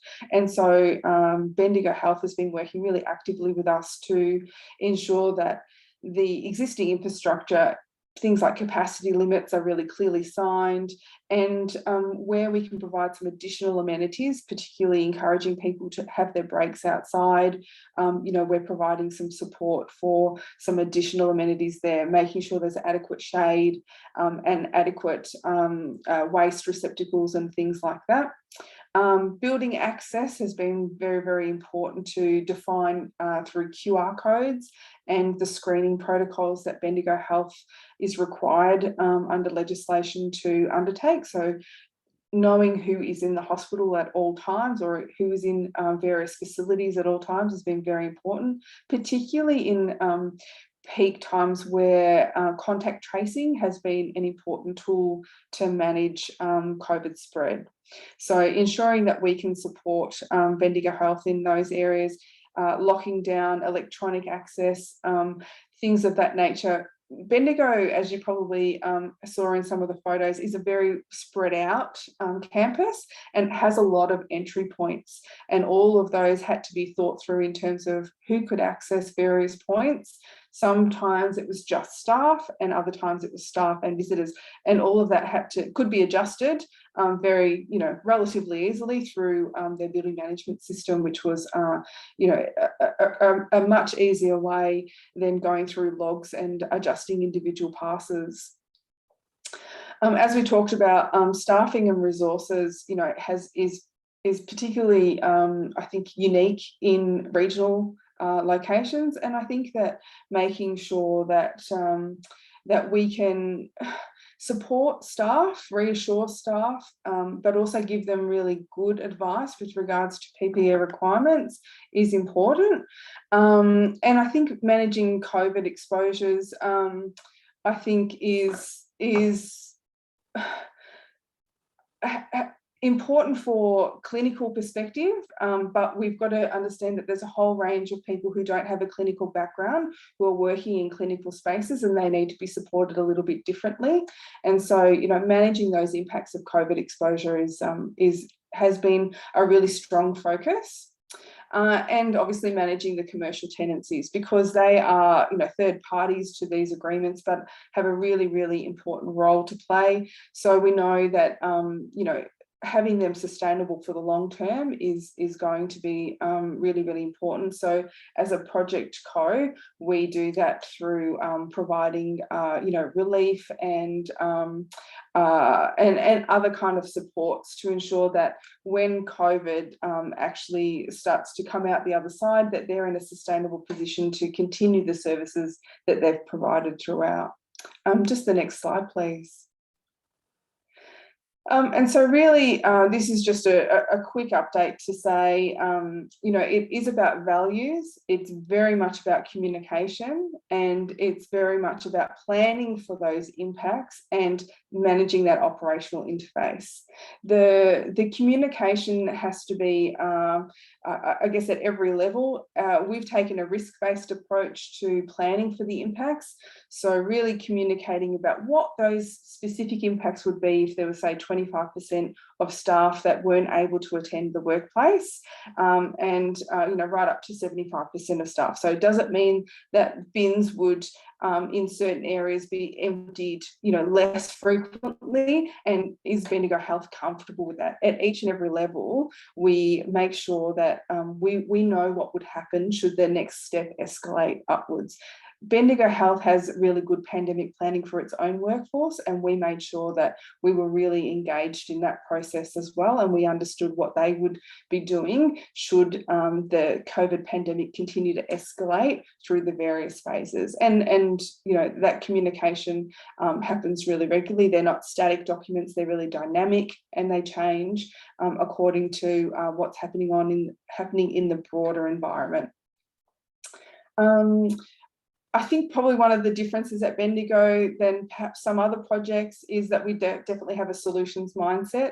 How do we resolve issues together? And I think communicating that throughout the process has been really integral into the success of making sure that we don't have to pick up the contract every day and talk about who's not doing what clause, because we live and breathe and thinking about what the operational impact might be if we were to do one thing or another, and how it would impact the other parties. And we discuss, you know, how we might do it better. And I think that that's been really important. We document those changes, and particularly I think where during COVID, there have been lots of small changes, and we need to make sure that those changes continue to be checked in on, and do Bendigo Health require them for a little bit longer term, and we can manage then the impact of those things. Next slide, please. So this is some lessons learned, but we might come back to that a little bit later. So if there's, we can probably go to the next one. So that's the beautiful Bendigo Hospital. I think it's a fairly common picture that we see representing the new facility there. And you can see it is very much built in and amongst the community of Bendigo. They really are our close neighbours.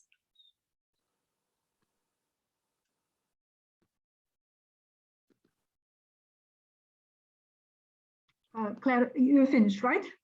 Yes, thank you. Yeah. Okay, just double checking. Well, thank you very much. Yeah, I mean, it's a really incredible project. And first of all, I would like to compliment all of you for your professionalism, for making this project success. And I remember when we were preparing this workshop, we had a discussion just trying to brainstorm between ourselves why this project is so successful. And we come up with 3 Ps. If you remember, Tony, which was your formula, is the people, professionalism, and spirit of partnerships. And I think this is, you know, at the end of the day, it's, you know, how competent the partners are, what experience they have, what is the level of flexibility, agility to be able to accept changes, and you know, to communicate with other partners. And of course, it's all about people. So big compliments to you. But you know, nevertheless, the picture, even it looks perfect. I think there is always room for development. And I think that for our audience would be also interested to know what you, looking back at the project, what you could have done differently. And I would invite the speakers in the order of appearance maybe to share their views and what you would have done differently, Peter. Yeah, thanks. Natalia, I think from our point of view, sort of medical technology and ICT, and Cameron touched on this a little earlier, we'd probably like to have seen more of that into the whole of life management cycle of the PPP. In Victoria, the government hasn't had a high appetite for inclusion of technological heavy components into the whole of life cycle management of the PPP, due in part, I guess, to technology risk, the changes in risk and so forth. But from our point of view, particularly ICT and medical technology is so intrinsically connected today. You can't have a medical device without an ICT system and framework. All of our medical records are electronic now, so computers are integral to the care component, just like the building is integral to our treatment and care. So I think, you know, if I could change anything, it would be that. We've got secondly, we've got a few retained buildings that are still unredeveloped, and we would have loved to have had them all fixed up at the same time. But, you know, I've got to extend great compliments and thanks to the government for the support that they have given to our community. As Tony outlined, this was kind of an 8-year project from inception to here. There's probably a previous 8 years or more of lobbying and asking and begging government to do something. So from Bendigo's point of view and from the community's point of view, it's probably closer to a 20-year project, but it would have been nice to finalise all of the retained buildings and to have had the project company pick those up as part of the PPP. And like any health service, I'd be failing if I didn't say it would have been great to have a bigger budget and to have done more things and put in more technology and more innovation. Ultimately, all capital projects are built to a budget. We got great value for money from our point of view. It's as I think we've hopefully conveyed, it's a great facility, and it's what time is it? Almost 10 o'clock at night. I'm still here and still loving it. Well, thanks a lot. And Tony, would you like to, what you would done differently from a governmental point of view? Yeah, Natalia, I'd like to support what our friend Cameron's mentioned in his presentation. I think the single thing I would change is I would make a managed equipment service pretty standard across all of our PPPs. And I think we routinely put the building asset in for the 25 or 30-year maintenance, but government rarely, in our experience here in Australia, chooses to automatically include the equipment that's loose or critical to the actual service being provided. And I think to Peter's point he's just made, and to Cameron's presentation, that having that also taken care of, so that Peter and his team, the actual medical, nursing, allied health, core clinical workforce, can focus on their core job and not have to worry about managing the equipment and technology and the other bits that, if it should be routinely put into these deals. I don't get the choice to do that, but I think that's the one thing, if I did have a choice, not just for Bendigo, I'd do that for all of our health PPPs. And hopefully, Cameron, with a bit more advocacy, that we can perhaps convince some of the politicians that we might be able to see the benefits from doing that. It certainly isn't just a cost. There is clearly a measurable benefit. That's why Peter and his organisation has been exploring this, to try and take advantage of the fact that you do have competent delivery partners, potentially a competent partner in the actual Siemens business here to do the MES for Bendigo. It makes perfectly good sense, but we don't do it. The other thing I think I would perhaps change, Natalia, is, and there was an excellent question in the Q&As, which a few of us have been busily answering for the participants today, but there was a question there around on the actual 20-year or 25-year timeline. It's very hard to predict what growth in population we're going to have over that period of time. We would never have predicted in 2013 that COVID-19 was a issue or risk. Pandemic risk is known, and it's sort of routinely thought about worldwide around different forms of pandemic, but probably not to the extent that we're seeing here. And I think when we lock in service and activity for support, that Peter has a profile of predictable long-term trend. If that trend rate changes materially, the Ministry of Health and Peter's business doesn't have the budget cover for the sort of volume-based service that it actually needs support for. The building's taken care of, the PPP works fine, but we don't actually have the operational funding quarantined or available to suddenly sort of increase quite materially above what we might have modelled for the 25-year concession. So again, I think that's something that I would perhaps change to give a bit more flexibility both to the project company, Clare's organisation, and Peter as the health service operator or the health service provider, hospital operator, actually having a bit more room to move with their actual contract budget. So we get the certainty of price around the building and the support for the building. I'd give them a bit more flexibility around Peter can buy a bit more support if he needs it, or if the project company does find that their long-term assumptions are way off because of events like a global pandemic, that we've got some opportunity to be able to reset or to manage it within the contract.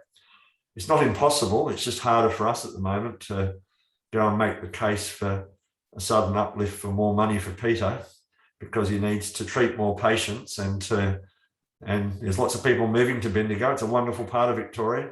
Anyone wants to move to Australia, Bendigo is a lovely place to live. So we find most people are happy to move to a large regional city now because they can use things like Zoom and other tools to be able to work, not having to travel as much for work as they have in the past.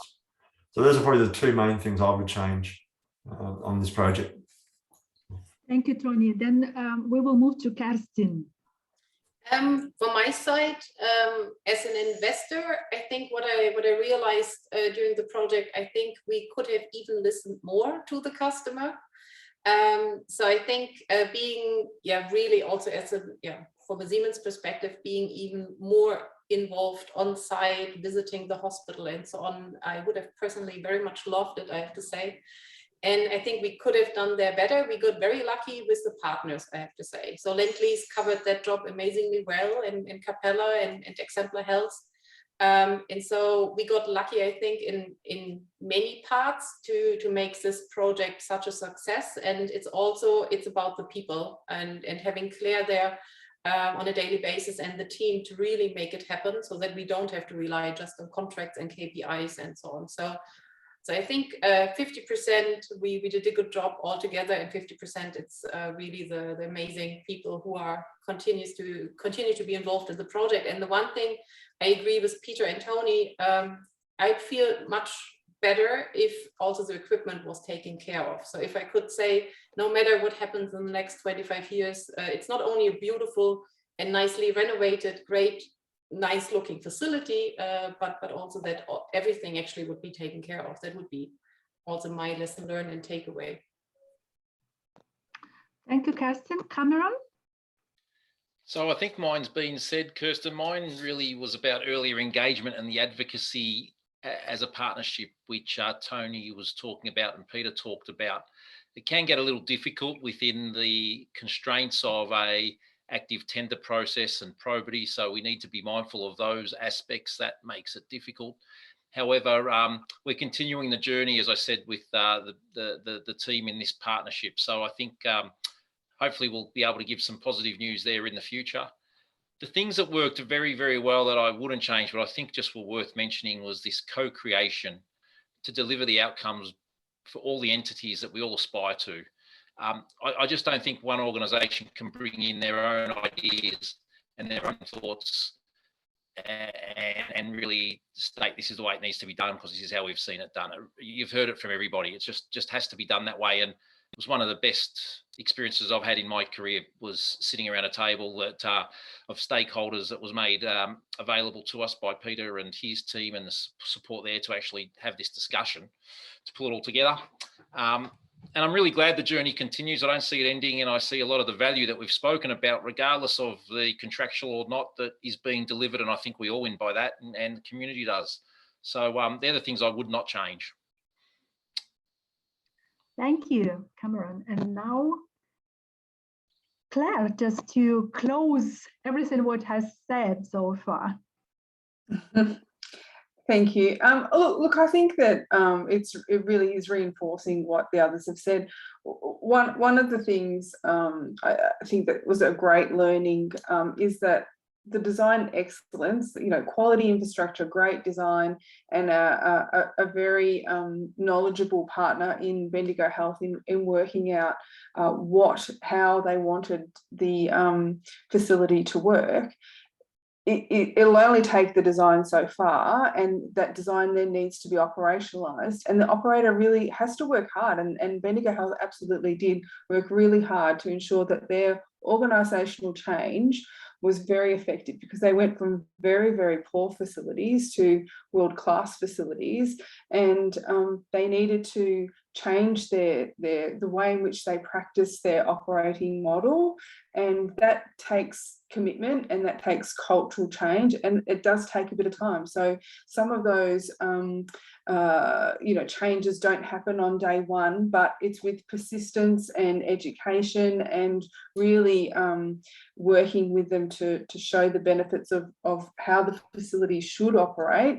And Bendigo Health has been able to achieve some amazing results as a result, and it has allowed them to step up their services even further since we've commenced operations, and that has allowed those aspirations of the community to really be met and exceeded. I think in many respects, Peter probably would agree that that they are very, very proud of the facility that's been created in Bendigo for their benefit. And I think some people are, when they come there for the first time, it really does look like a world-class facility, and it's operating as that. It's not just pretty, it actually functions amazingly.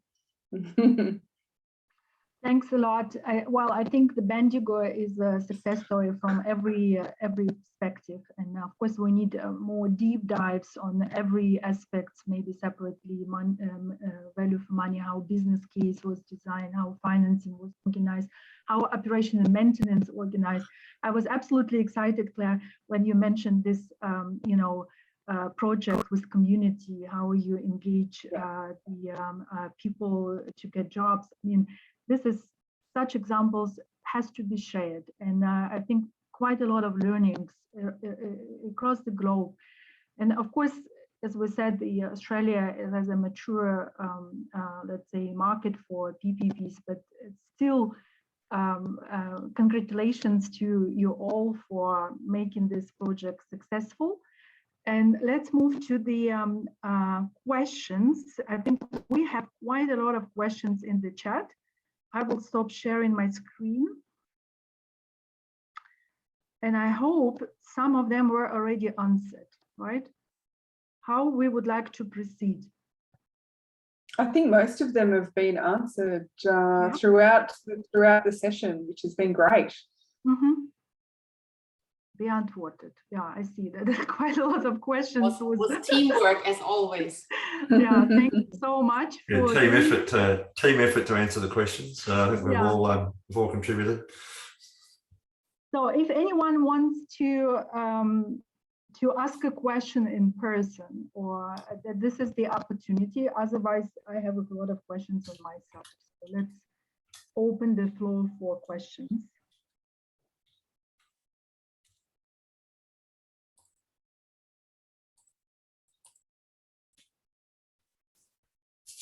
I don't know, Alex, I see the raised hand, Alex and Duhura. Or maybe his question was already answered.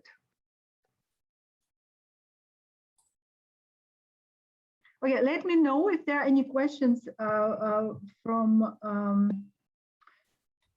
so just to confirm, so the COVID pandemic, of course, hit the hospital, but no extra budget was made available to integrate those measures.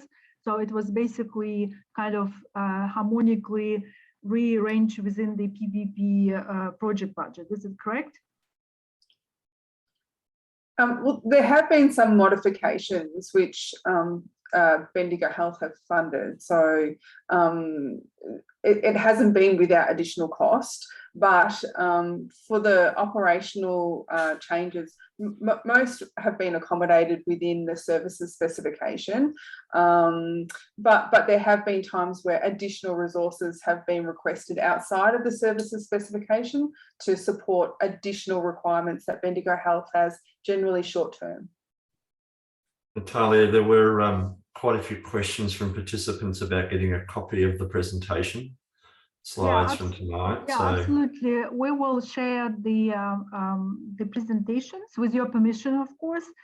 Just maybe a little disclaimer. So, of course, they are protected by intellectual property rights. So if you wish to use certain pieces from those presentations, please kindly contact the presenters and ask for permission. Natalia, I've also been asked in the question, or a couple of questions were around the actual concession agreement, and I've posted into the answer thread in Q&A some public websites. Also, yeah, Tony, maybe you could ask, because we're recording this, and then if there's a question you might wish to answer, then I mean it will be included into the recording, which is also good. Yeah, so there are a couple of websites I've put into the Q&A for all participants, that if they want to access information about the Bendigo concession, the contract is published online. Of course, some of the key commercial things that are commercial in confidence aren't in there, but the basic contract terms are, and shows the structure, and there was a question around the sort of KPIs as well, one of the participants asked, so they're all available. All of the actual schedules to the contract or the concession agreement are all there, and in fact all 6 hospital PPP contracts for Victoria are on the website that I've provided the actual link for. So if there's interest for other projects outside of this one, that people can access that information. So I think that would probably answer most of the structuring type questions I think we had. There were a few questions about the user pays versus government just paying for the availability. I think some of the questions might have come before we got to those slides in the deck. So I think we've answered that as well, that all hospital PPP projects typically in Australia are a government pays for the availability of the asset and the service, rather than it being a user pays type model for the facility, at least in the public hospital system. That's the arrangement that we have typically across the country. Thank you. There are some questions to Exemplar Health. Claire, did you have the chance to look through the chat? Yes, and I'm just having a look through now. Yeah. So is there a question for me? Sorry, did you say? Yeah. I think I saw a question also, like what Exemplar Health's role is, and I answered that Exemplar Health is actually the project company that we as a consortium formed to deliver the project, and where initially Lendlease and Siemens both invested 50% of the equity. Yeah. Mm-hmm. Good. Well, I think then we will probably look. Thanks, Kerstin, for answering the question. Great job. So I would like, from all my heart, really sincerely, thank you for being with us today, sharing your absolutely incredible experience. Wishing you successful continuation of this project. And definitely we will, if you don't mind, we will consolidate the questions and maybe answer them in a more structured way, because this is also part of the learnings, and this is most valuable part, when somebody could learn from you and say, we were inspired by Bendigo PPP Hospital. So I'm definitely something which we have to showcase. This is now your moral duty to to share your learnings, because it's also in the PPP world not that common to have such a successful projects. Let's be honest. Thank you very much. Natalia, just in finalising, we didn't really raise the flag of our own success, but many of the consultants involved in the project have taken out national awards for design of the building, the landscape, and various other elements, which has been fantastic and does reflect the quality. But the one that I'd like to finish with is this one, which people probably can't read, but it's the Best PPP Award, the Gold Award for the Best Operational Project. And I think that really attests not only to the delivery of the capital, but also the delivery of the services, and really does attest to the partnership. So that was a national award, and we're very proud to have taken that award. Thank you very much. I think we should probably come up with a case study, something like this, because it would be useful to write it down, and also to structure all the innovations and best practices applied in this project. So with this optimistic note, I would like to thank all participants for being so active. I don't remember receiving so many comments and questions, which show that you know, you really, you know, touch the nerve of our audiences. And thanks a lot. And we stay in touch. Thank you very much. Thank you, everyone. Thanks, Natalia. Bye. See you all.